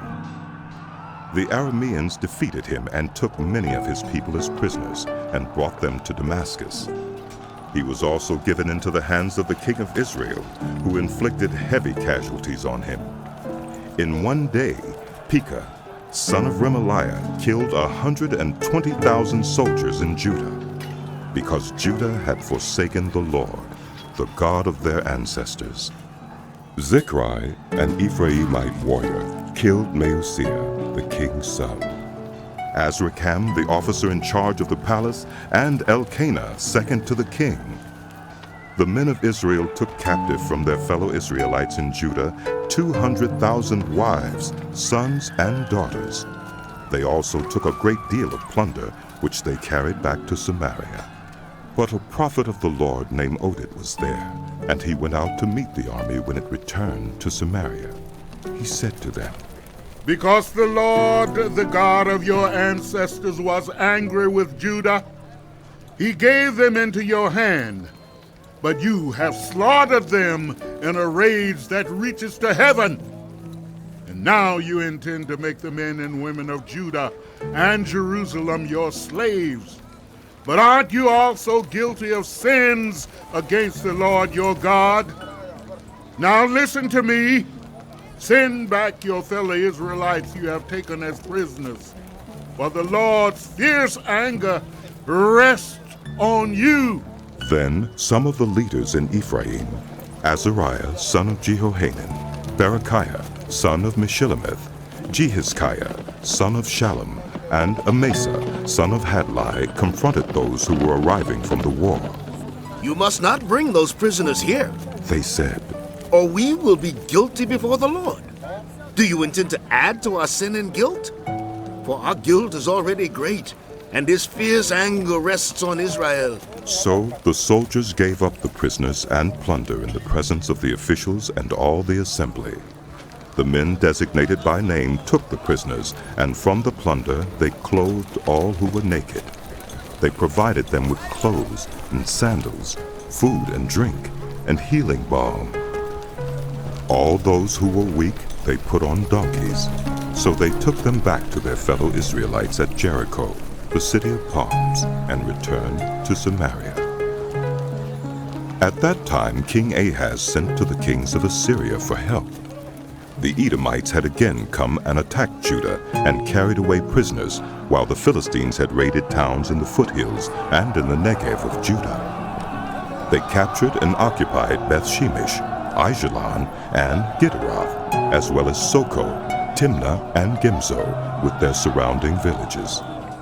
The Lord had humbled Judah because of Ahaz, king of Israel, for he had promoted wickedness in Judah and had been most unfaithful to the Lord. Tiglath-Pileser, king of Assyria, came to him, but he gave him trouble instead of help. Ahaz took some of the things from the temple of the Lord, and from the royal palace, and from the officials, and presented them to the king of Assyria. But that did not help him. In his time of trouble, King Ahaz became even more unfaithful to the Lord. He offered sacrifices to the gods of Damascus, who had defeated him, for he thought, Since the gods of the kings of Aram have helped them, I will sacrifice to them so they will help me. But they were his downfall and the downfall of all Israel. Ahaz gathered together the furnishings from the temple of God and cut them in pieces. He shut the doors of the Lord's temple and set up altars at every street corner in Jerusalem. In every town in Judah he built high places to burn sacrifices to other gods and aroused the anger of the Lord, the God of his ancestors. The other events of his reign and all his ways from beginning to end are written in the book of the kings of Judah and Israel. Ahaz rested with his ancestors and was buried in the city of Jerusalem, but he was not placed in the tombs of the kings of Israel. And Hezekiah his son succeeded him as king. Hezekiah was 25 years old when he became king, and he reigned in Jerusalem 29 years. His mother's name was Abijah, daughter of Zechariah. He did what was right in the eyes of the Lord, just as his father David had done. In the first month of the first year of his reign, he opened the doors of the temple of the Lord and repaired them. He brought in the priests and the Levites, assembled them in the square on the east side, and said, Listen to me, Levites. Consecrate yourselves now, and consecrate the temple of the Lord, the God of your ancestors. Remove all defilement from the sanctuary. Our ancestors were unfaithful. They did evil in the eyes of the Lord our God and forsook him. They turned their faces away from the Lord's dwelling place and turned their backs on him. They also shut the doors of the portico and put out the lamps. They did not burn incense or present any burnt offerings at the sanctuary to the God of Israel. Therefore, the anger of the Lord has fallen on Judah and Jerusalem. He has made them an object of dread and horror and scorn, as you can see with your own eyes. This is why our ancestors have fallen by the sword, and why our sons and daughters and our wives are in captivity. Now I intend to make a covenant with the Lord, the God of Israel, so that his fierce anger will turn away from us. My sons, do not be negligent now, for the Lord has chosen you to stand before him and serve him, to minister before him and to burn incense. Then these Levites set to work. From the Kohathites, Mahath, son of Amasai, and Joel, son of Azariah, from the Merarites, Kish, son of Abdi, and Azariah, son of Jehalelel, from the Gershonites, Joah, son of Zimmah, and Eden, son of Joah, from the descendants of Eluzaphan, Shimri, and Jeiel, from the descendants of Asaph, Zechariah and Mattaniah, from the descendants of Heman, Jehiel and Shimei, from the descendants of Jeduthun, Shemaiah and Uzziel. When they had assembled their fellow Levites and consecrated themselves, they went in to purify the temple of the Lord as the king had ordered. Following the word of the Lord, the priests went into the sanctuary of the Lord to purify it. They brought out to the courtyard of the Lord's temple everything unclean that they found in the temple of the Lord. The Levites took it and carried it out to the Kidron Valley. They began the consecration on the first day of the first month, and by the 8th day of the month they reached the portico of the Lord. For 8 more days they consecrated the temple of the Lord itself, finishing on the 16th day of the first month. Then they went in to King Hezekiah and reported, "We have purified the entire temple of the Lord, the altar of burnt offering with all its utensils, and the table for setting out the consecrated bread with all its articles. We have prepared and consecrated all the articles that King Ahaz removed in his unfaithfulness while he was king. They are now in front of the Lord's altar." Early the next morning, King Hezekiah gathered the city officials together and went up to the temple of the Lord. They brought 7 bulls, 7 rams, 7 male lambs, and 7 male goats as a sin offering for the kingdom, for the sanctuary, and for Judah. The king commanded the priests, the descendants of Aaron, to offer these on the altar of the Lord. So they slaughtered the bulls, and the priests took the blood and splashed it against the altar. Next, they slaughtered the rams and splashed their blood against the altar. Then they slaughtered the lambs and splashed their blood against the altar. The goats for the sin offering were brought before the king and the assembly, and they laid their hands on them.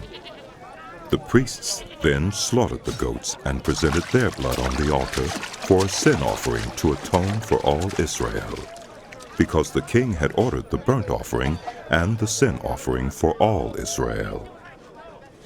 He stationed the Levites in the temple of the Lord with cymbals, harps, and lyres, in the way prescribed by David and Gad, the king's seer, and Nathan the prophet.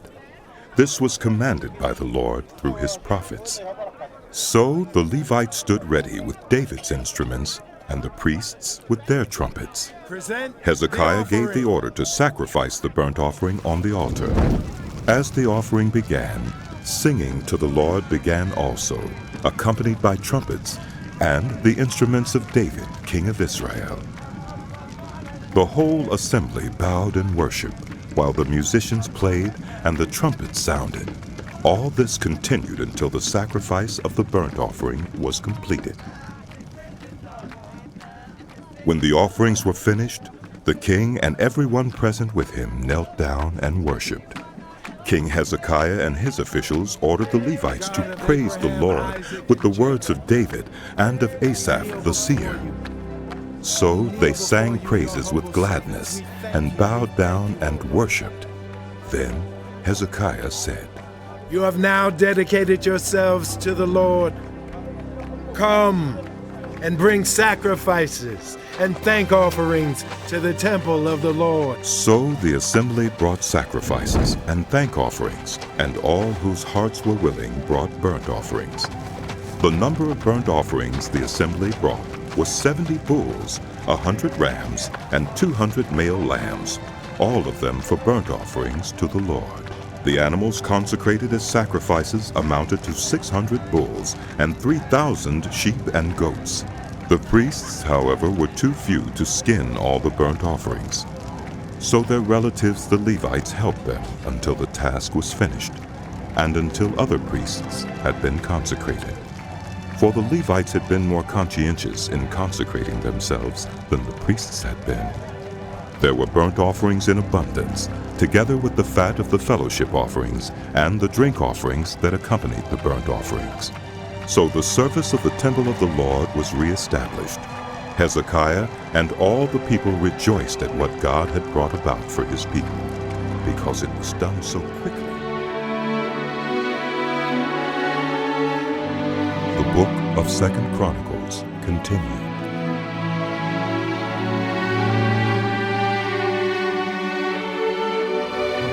Hezekiah sent word to all Israel and Judah, and also wrote letters to Ephraim and Manasseh, inviting them to come to the temple of the Lord in Jerusalem and celebrate the Passover to the Lord, the God of Israel. The king and his officials and the whole assembly in Jerusalem decided to celebrate the Passover in the 2nd month. They had not been able to celebrate it at the regular time because not enough priests had consecrated themselves, and the people had not assembled in Jerusalem. The plan seemed right, both to the king and to the whole assembly.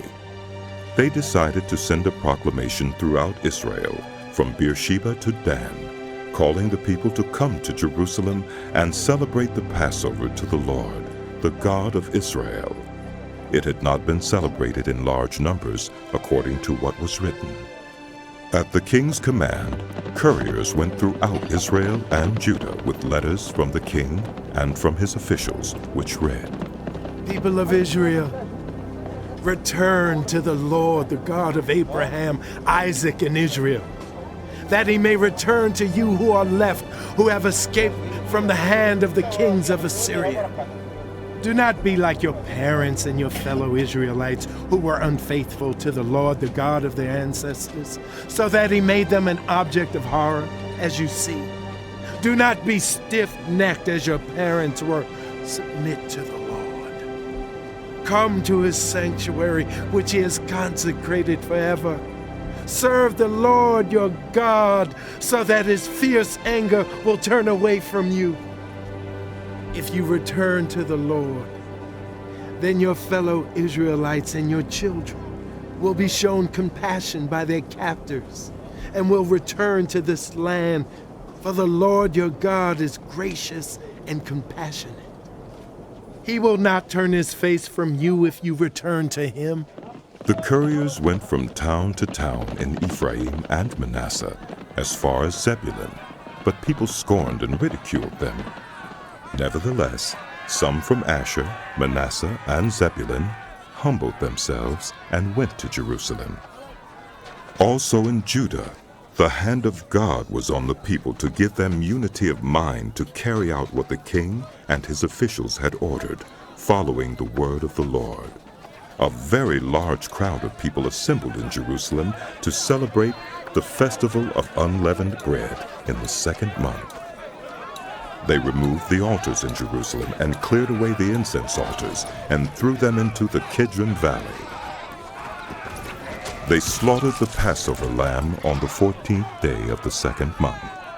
The priests and Levites were ashamed and consecrated themselves and brought burnt offerings to the temple of the Lord. Then they took up their regular positions as prescribed in the law of Moses, the man of God. The priests splashed against the altar the blood handed to them by the Levites. Since many in the crowd had not consecrated themselves, the Levites had to kill the Passover lambs for all those who were not ceremonially clean and could not consecrate their lambs to the Lord. Although most of the many people who came from Ephraim, Manasseh, Issachar, and Zebulun had not purified themselves, yet they ate the Passover, contrary to what was written. But Hezekiah prayed for them, saying, May the Lord, who is good, pardon everyone who sets their heart on seeking God, the Lord, the God of their ancestors. even if they are not clean, according to the rules of the sanctuary. And the Lord heard Hezekiah and healed the people. The Israelites who were present in Jerusalem celebrated the festival of unleavened bread for 7 days with great rejoicing, while the Levites and priests praised the Lord every day with resounding instruments dedicated to the Lord. Hezekiah spoke encouragingly to all the Levites who showed good understanding of the service of the Lord.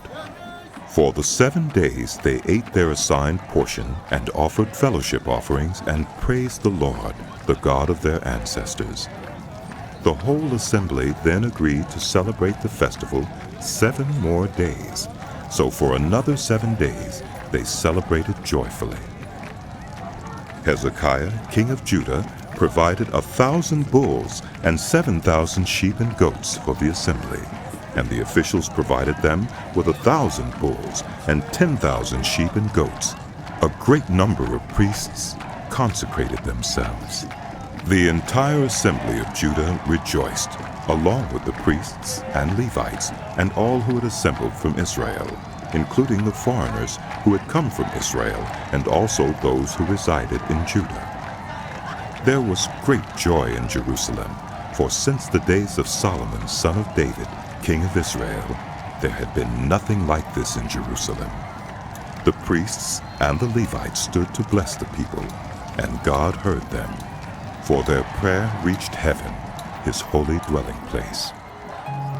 When all this had ended, the Israelites who were there went out to the towns of Judah, smashed the sacred stones, and cut down the Asherah poles. They destroyed the high places and the altars throughout Judah and Benjamin, and in Ephraim and Manasseh. After they had destroyed all of them, the Israelites returned to their own towns and to their own property.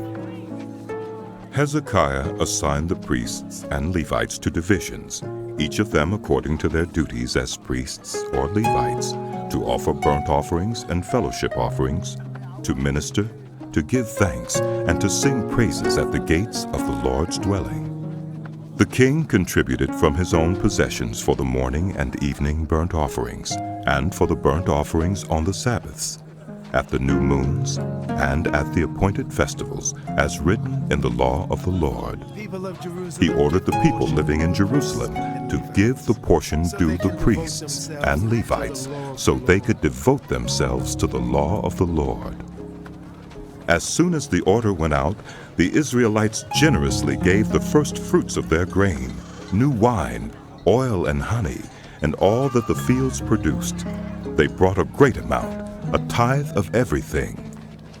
The people of Israel and Judah who lived in the towns of Judah also brought a tithe of their herds and flocks, and a tithe of the holy things dedicated to the Lord their God, and they piled them in heaps. They began doing this in the 3rd month and finished in the 7th month. When Hezekiah and his officials came and saw the heaps, they praised the Lord and blessed his people, Israel. Hezekiah asked the priests and Levites about the heaps, and Azariah, the chief priest from the family of Zadok, answered, Since the people began to bring their contributions to the temple of the Lord, we have had enough to eat and plenty to spare, because the Lord has blessed his people, and this great amount is left over. Hezekiah gave orders to prepare storerooms in the temple of the Lord, and this was done. Then they faithfully brought in the contributions, tithes, and dedicated gifts. Conaniah, a Levite, was the overseer in charge of these things, and his brother Shimei was next in rank.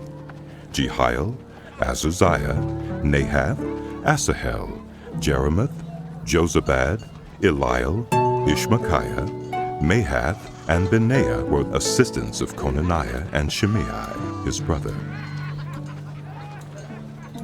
All these served by appointment of King Hezekiah, and Azariah, the official in charge of the temple of God. Kori, son of Imnah, the Levite, keeper of the east gate, was in charge of the free will offerings given to God, distributing the contributions made to the Lord, and also the consecrated gifts. Eden, Miniamin, Jeshua, Shemaiah, Amariah and Shechaniah assisted him faithfully in the towns of the priests, distributing to their fellow priests according to their divisions, old and young alike. In addition, they distributed to the males 3 years old or more whose names were in the genealogical records, all who would enter the temple of the Lord to perform the daily duties of their various tasks, according to their responsibilities and their divisions. And they distributed to the priests enrolled by their families in the genealogical records, and likewise to the Levites 20 years old or more, according to their responsibilities and their divisions. They included all the little ones, the wives, and the sons and daughters of the whole community listed in these genealogical records, for they were faithful in consecrating themselves. As for the priests, the descendants of Aaron who lived on the farmlands around their towns, or in any other towns, men were designated by name to distribute portions to every male among them, and to all who were recorded in the genealogies of the Levites. This is what Hezekiah did throughout Judah, doing what was good and right and faithful before the Lord his God. In everything that he undertook in the service of God's temple, and in obedience to the law and the commands, he sought his God and worked wholeheartedly, and so that Hezekiah had so faithfully done, Sennacherib, king of Assyria, came and invaded Judah. He laid siege to the fortified cities, thinking to conquer them for himself.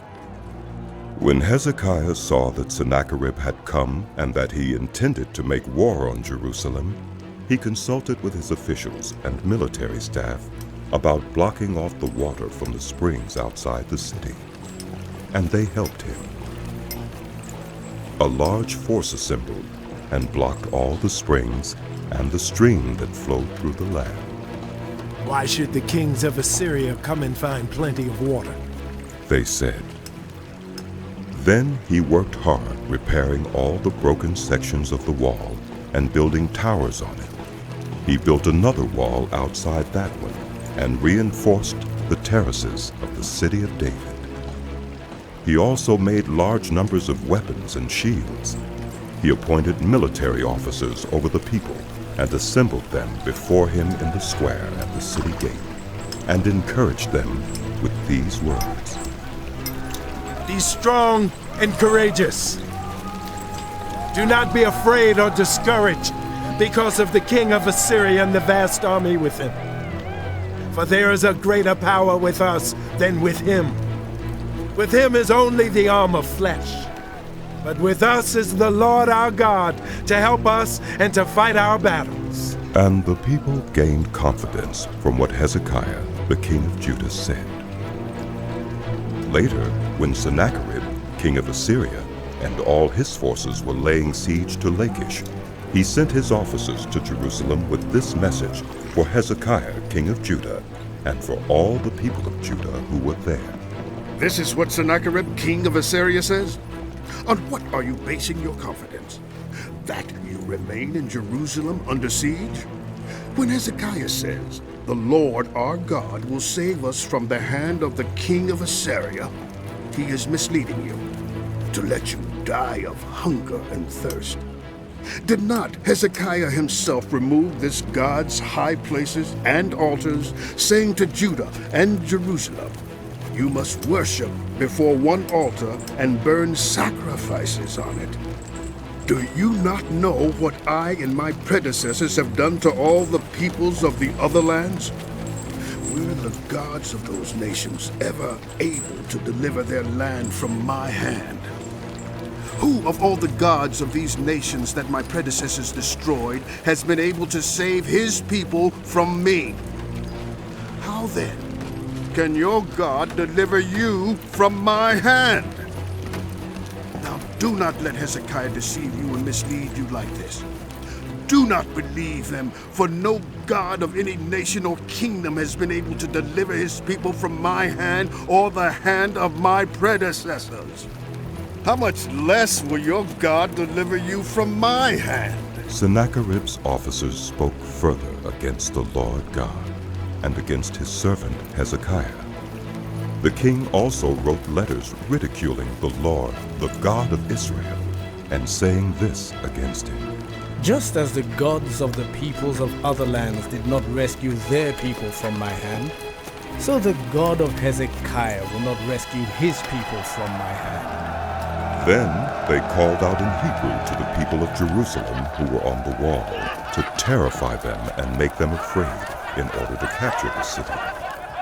They spoke about the God of Jerusalem as they did about the gods of the other peoples of the world, the work of human hands. King Hezekiah and the prophet Isaiah, son of Amos, cried out in prayer to heaven about this. And the Lord sent an angel who annihilated all the fighting men and the commanders and officers in the camp of the Assyrian king. So he withdrew to his own land in disgrace. And when he went into the temple of his God, some of his sons cut him down with the sword. So the Lord saved Hezekiah and the people of Jerusalem from the hand of Sennacherib, king of Assyria, and from the hand of all others. He took care of them on every side. Many brought offerings to Jerusalem for the Lord, and valuable gifts for Hezekiah, king of Judah. From then on he was highly regarded by all the nations.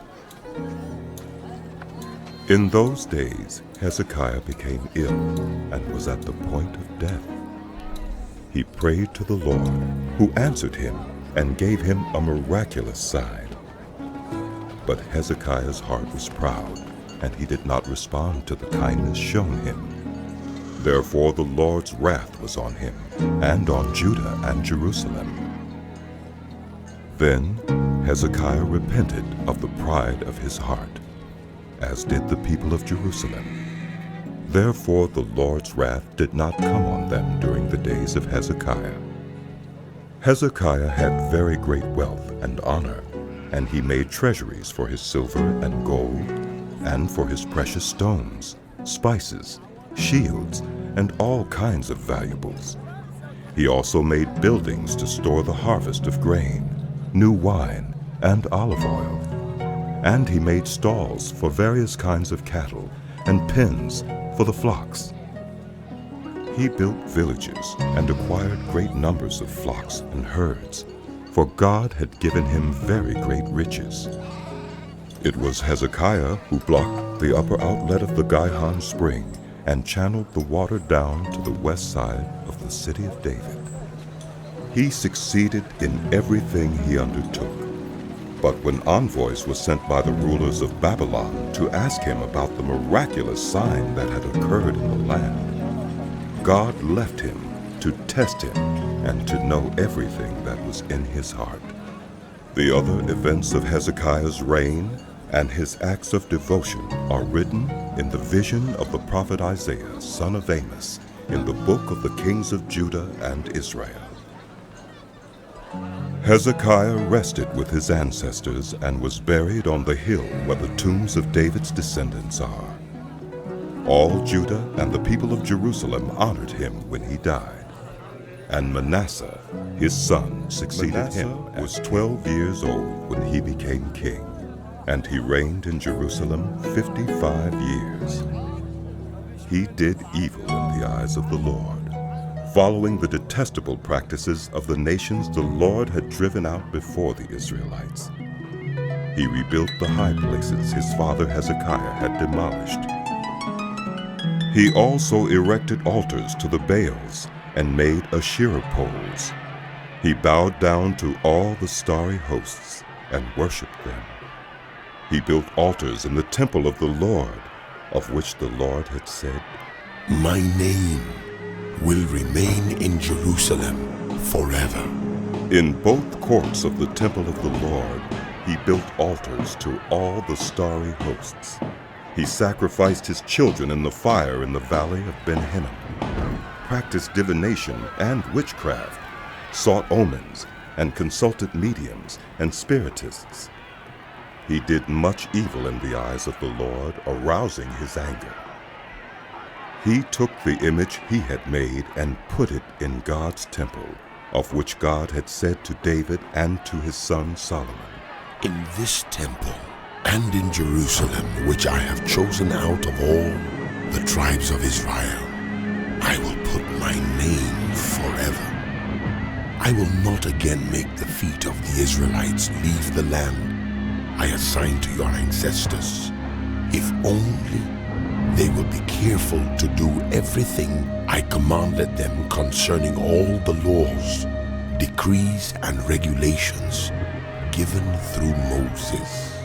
But Manasseh led Judah and the people of Jerusalem astray, so that they did more evil than the nations the Lord had destroyed before the Israelites.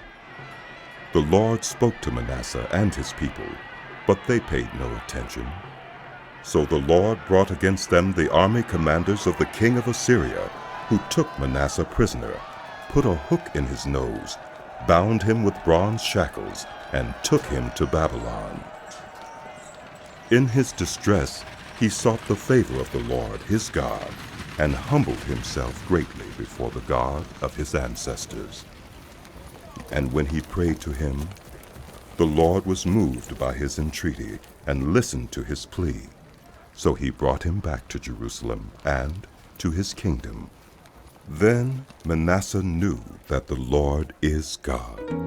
Afterward, he rebuilt the outer wall of the city of David, west of the Gihon Spring in the valley, as far as the entrance of the fish gate, and encircling the hill of Ophel. He also made it much higher. He stationed military commanders in all the fortified cities in Judah. He got rid of the foreign gods and removed the image from the temple of the Lord, as well as all the altars he had built on the temple hill and in Jerusalem, and he threw them out of the city. Then he restored the altar of the Lord and sacrificed fellowship offerings and thank offerings on it, and told Judah to serve the Lord, the God of Israel. The people, however, continued to sacrifice at the high places, but only to the Lord their God. The other events of Manasseh's reign, including his prayer to his God, and the words the seers spoke to him in the name of the Lord, the God of Israel, are written in the annals of the kings of Israel. His prayer and how God was moved by his entreaty, as well as all his sins and unfaithfulness, and the sites where he built high places and set up Asherah poles and idols before he humbled himself. All these are written in the records of the seers. Manasseh rested with his ancestors and was buried in his palace, and Amon, his son, succeeded him as king. Amon was 22 years old when he became king, and he reigned in Jerusalem 2 years. He did evil in the eyes of the Lord, as his father Manasseh had done. Amon worshipped and offered sacrifices to all the idols Manasseh had made. But unlike his father Manasseh, he did not humble himself before the Lord. Amon increased his guilt. Amon's officials conspired against him and assassinated him in his palace. Then the people of the land killed all who had plotted against King Amon, and they made Josiah, his son, was 8 years old when he became king, and he reigned in Jerusalem 31 years. He did what was right in the eyes of the Lord, and followed the ways of his father David, not turning aside to the right or to the left. In the 8th year of his reign, while he was still young, he began to seek the God of his father David. In his 12th year, he began to purge Judah and Jerusalem of high places, Asherah poles, and idols. Under his direction, the altars of the Baals were torn down. He cut to pieces the incense altars that were above them, and smashed the Asherah poles and the idols. These he broke to pieces and scattered over the graves of those who had sacrificed to them. He burned the bones of the priests on their altars, and so he purged Judah and Jerusalem. In the towns of Manasseh, Ephraim, and Simeon, as far as Naphtali, and in the ruins around them, he tore down the altars and the Asherah poles and crushed the idols to powder, and cut to pieces all the incense altars throughout Israel. Then he went back to Jerusalem. In the 18th year of Josiah's reign, to purify the land and the temple, he sent Shaphan, son of Azaliah, and Maaseiah, the ruler of the city, with Joah, son of Joahaz, the recorder, to repair the temple of the Lord his God. They went to Hilkiah the high priest, and gave him the money that had been brought into the temple of God, which the Levites, who were the gatekeepers, had collected from the people of Manasseh, Ephraim, and the entire remnant of Israel, and from all the people of Judah, and Benjamin, and the inhabitants of Jerusalem. Then they entrusted it to the men appointed to supervise the work on the Lord's temple. These men paid the workers who repaired and restored the temple. They also gave money to the carpenters and builders to purchase dressed stone and timber for joists and beams for the buildings that the kings of Judah had allowed to fall into ruin. The workers did their work faithfully. Over them to direct them were Jahath and Obadiah, Levites descended from Merari, and Zechariah and Meshullam, descended from Kohath. The Levites, all who were skilled in playing musical instruments, had charge of the laborers and supervised all the workers from job to job. Some of the Levites were secretaries, scribes, and gatekeepers. While they were bringing out the money that had been taken into the temple of the Lord, Hilkiah the priest found the book of the law of the Lord that had been given through Moses. Hilkiah said to Shaphan the secretary, I have found the book of the law in the temple of the Lord. He gave it to Shaphan. Then Shaphan took the book to the king and reported to him, Your officials are doing everything that has been committed to them. They have paid out the money that was in the temple of the Lord and have entrusted it to the supervisors and workers. Then Shaphan the secretary informed the king, Hilkiah the priest has given me a book. And Shaphan read from it in the presence of the king. When the king heard the words of the law, he tore his robes. He gave these orders to Hilkiah, Ahikam, son of Shaphan, Abdon, son of Micah, Shaphan the secretary, and Uzziah, the king's attendant. Go and inquire of the Lord for me, and for the remnant in Israel and Judah about what is written in this book that has been found. Great is the Lord's anger that is poured out on us, because those who have gone before us have not kept the word of the Lord. They have not acted in accordance with all that is written in this book. Hilkiah and those the king had sent with him went to speak to the prophet Huldah, who was the wife of Shallum, son of Taketh, the son of Hazra, keeper of the wardrobe. She lived in Jerusalem in the new quarter. She said to them, This is what the Lord, the God of Israel, says. Tell the man who sent you to me, this is what the Lord says. I am going to bring disaster on this place and its people. All the curses written in the book that has been read in the presence of the king of Judah. Because they have forsaken me and burned incense to other gods and aroused my anger by all that their hands have made, my anger will be poured out on this place and will not be quenched. Tell the king of Judah, who sent you to inquire of the Lord, this is what the Lord, the God of Israel, says concerning the word you heard. Because your heart was responsive and you humbled yourself before God when you heard what he spoke against this place and its people, and because you humbled yourself before me and tore your robes and wept in my presence, I have heard you, declares the Lord. Now I will gather you to your ancestors, and you will be buried in peace.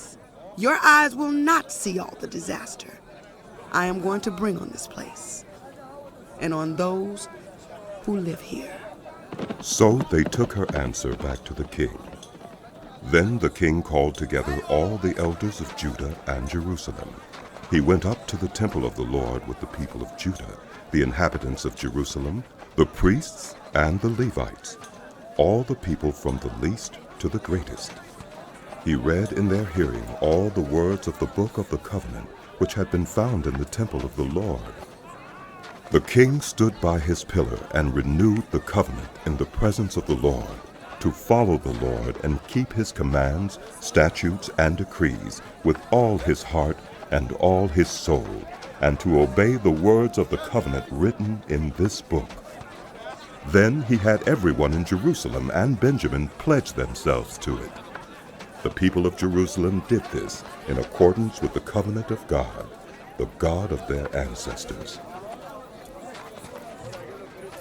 Josiah removed all the detestable idols from all the territory belonging to the Israelites, and he had all who were present in Israel serve the Lord their God. As long as he lived, they did not fail to follow the Lord, the God of their ancestors. Celebrated the Passover to the Lord in Jerusalem, and the Passover lamb was slaughtered on the 14th day of the first month. He appointed the priests to their duties and encouraged them in the service of the Lord's temple. He said to the Levites who instructed all Israel and who had been consecrated to the Lord, "Put the sacred ark in the temple that Solomon, son of David, king of Israel, built. It is not to be carried about on your shoulders. Now, serve the Lord your God and his people, Israel. Prepare yourselves by families in your divisions, according to the instructions written by David, king of Israel, and by his son Solomon. Stand in the holy place with a group of Levites for each subdivision of the families of your fellow Israelites, the lay people. Slaughter the Passover lambs, consecrate yourselves, and prepare the lambs for your fellow Israelites, doing what the Lord commanded through Moses." Josiah provided for all the lay people who were there a total of 30,000 lambs and goats for the Passover offerings, and also 3,000 cattle, all from the king's own possessions. His officials also contributed voluntarily to the people, and the priests and Levites. Hilkiah, Zechariah, and Jehiel, the officials in charge of God's temple, gave the priests 2,600 Passover offerings and 300 cattle. Also Conaniah, along with Shemaiah and Nethanel, his brothers, and Hashabiah, Jeiel, and Jozabad, the leaders of the Levites, provided 5,000 Passover offerings and 500 head of cattle for the Levites. The service was arranged, and the priests stood in their places with the Levites in their divisions, as the king had ordered. The Passover lambs were slaughtered, and the priests splashed against the altar the blood handed to them, while the Levites skinned the animals.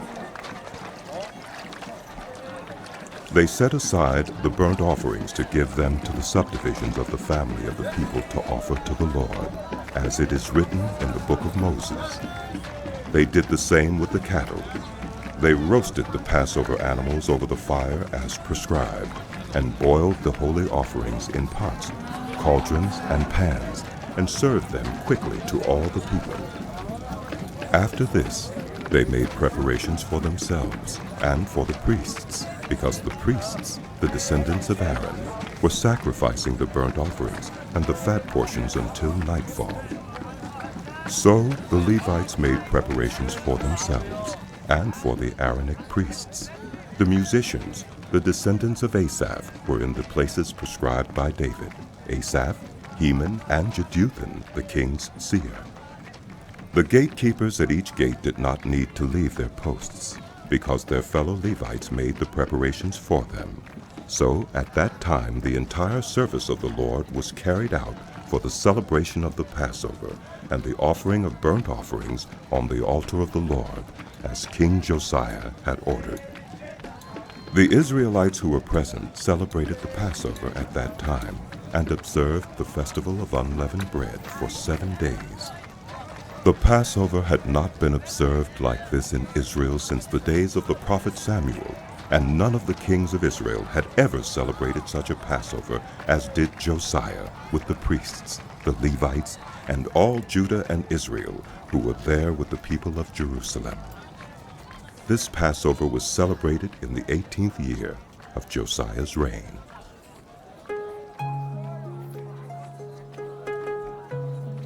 After all this, when Josiah had set the temple in order, Necho, king of Egypt, went up to fight at Carchemish on the Euphrates, and Josiah marched out to meet him in battle. But Necho sent messengers to him, saying, What quarrel is there, King of Judah, between you and me? It is not you I am attacking at this time, but the house with which I am at war. God has told me to hurry, so stop opposing God, who is with me, or he will destroy you. Josiah, however, would not turn away from him, but disguised himself to engage him in battle. He would not listen to what Necho had said at God's command, but went to fight him on the plain of Megiddo. Archers shot King Josiah, and he told his officers, "Take me away. I am badly wounded." So they took him out of his chariot, put him in his other chariot, and brought him to Jerusalem, where he died. He was buried in the tombs of his ancestors, and all Judah and Jerusalem mourned for him. Jeremiah composed laments for Josiah, and to this day all the male and female singers commemorate Josiah in the laments. These became a tradition in Israel and are written in the laments. The other events of Josiah's reign and his acts of devotion in accordance with what is written in the law of the Lord, all the events from beginning to end are written in the book of the kings of Israel and Judah. And the people of the land took Jehoahaz, son of Josiah, and made him king in Jerusalem in place of his father. Jehoahaz was 23 years old when he became king, and he reigned in Jerusalem 3 months. The king of Egypt dethroned him in Jerusalem, and imposed on Judah a levy of 100 talents of silver and a talent of gold. The king of Egypt made Eliakim, a brother of Jehoahaz, king over Judah and Jerusalem, and changed Eliakim's name to Jehoiakim. But Necho took Eliakim's brother Jehoahaz and carried him off to Egypt. Jehoiakim was 25 years old when he became king, and he reigned in Jerusalem 11 years. He did evil in the eyes of the Lord his God. Nebuchadnezzar, king of Babylon, attacked him and bound him with bronze shackles to take him to Babylon. Nebuchadnezzar also took to Babylon articles from the temple of the Lord and put them in his temple there. The other events of Jehoiakim's reign, the detestable things he did, and all that was found against him, are written in the book of the kings of Israel and Judah. And Jehoiakim, his son, succeeded him as king. Jehoiakim was 18 years old when he became king, and he reigned in Jerusalem 3 months and 10 days. He did evil in the eyes of the Lord. In the spring, King Nebuchadnezzar sent for him and brought him to Babylon, together with articles of value from the temple of the Lord. And he made Jehoiakim's uncle, Zedekiah, king over Judah and Jerusalem. Zedekiah was 21 years old when he became king, and he reigned in Jerusalem 11 years. He did evil in the eyes of the Lord his God, and did not humble himself before Jeremiah the prophet, who spoke the word of the Lord. He also rebelled against King Nebuchadnezzar, who had made him take an oath in God's name. He became stiff-necked and hardened his heart, and would not turn to the Lord, the God of Israel. Furthermore, all the leaders of the priests and the people became more and more unfaithful, following all the detestable practices of the nations and defiling the temple of the Lord, which he had consecrated in Jerusalem. The Lord, the God of their ancestors, sent word to them through his messengers again and again, because he had pity on his people and on his dwelling place. But they mocked God's messengers, despised his words, and scoffed at his prophets until the wrath of the Lord was aroused against his people, and there was no remedy. He brought up against them the king of the Babylonians, who killed their young men with the sword in the sanctuary, and spared neither young man nor young woman, the elderly or the aged. God gave them all into the hands of Nebuchadnezzar. He carried to Babylon all the articles from the temple of God, both large and small, and the treasures of the Lord's temple, and the treasures of the king and his officials. They set fire to God's temple and broke down the wall of Jerusalem.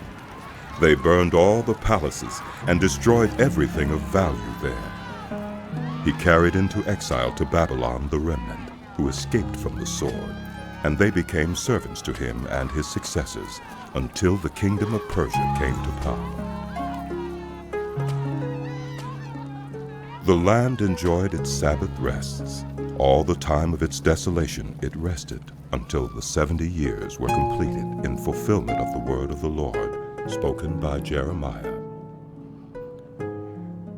In the first year of Cyrus, king of Persia, in order to fulfill the word of the Lord spoken by Jeremiah, the Lord moved the heart of Cyrus, king of Persia, to make a proclamation throughout his realm, and also to put it in writing. This is what Cyrus, king of Persia, says. The Lord, the God of heaven, has given me all the kingdoms of the earth, and he has appointed me to build a temple for him at Jerusalem in Judah. Any of his people among you, may the Lord their God be with them, and let them go up.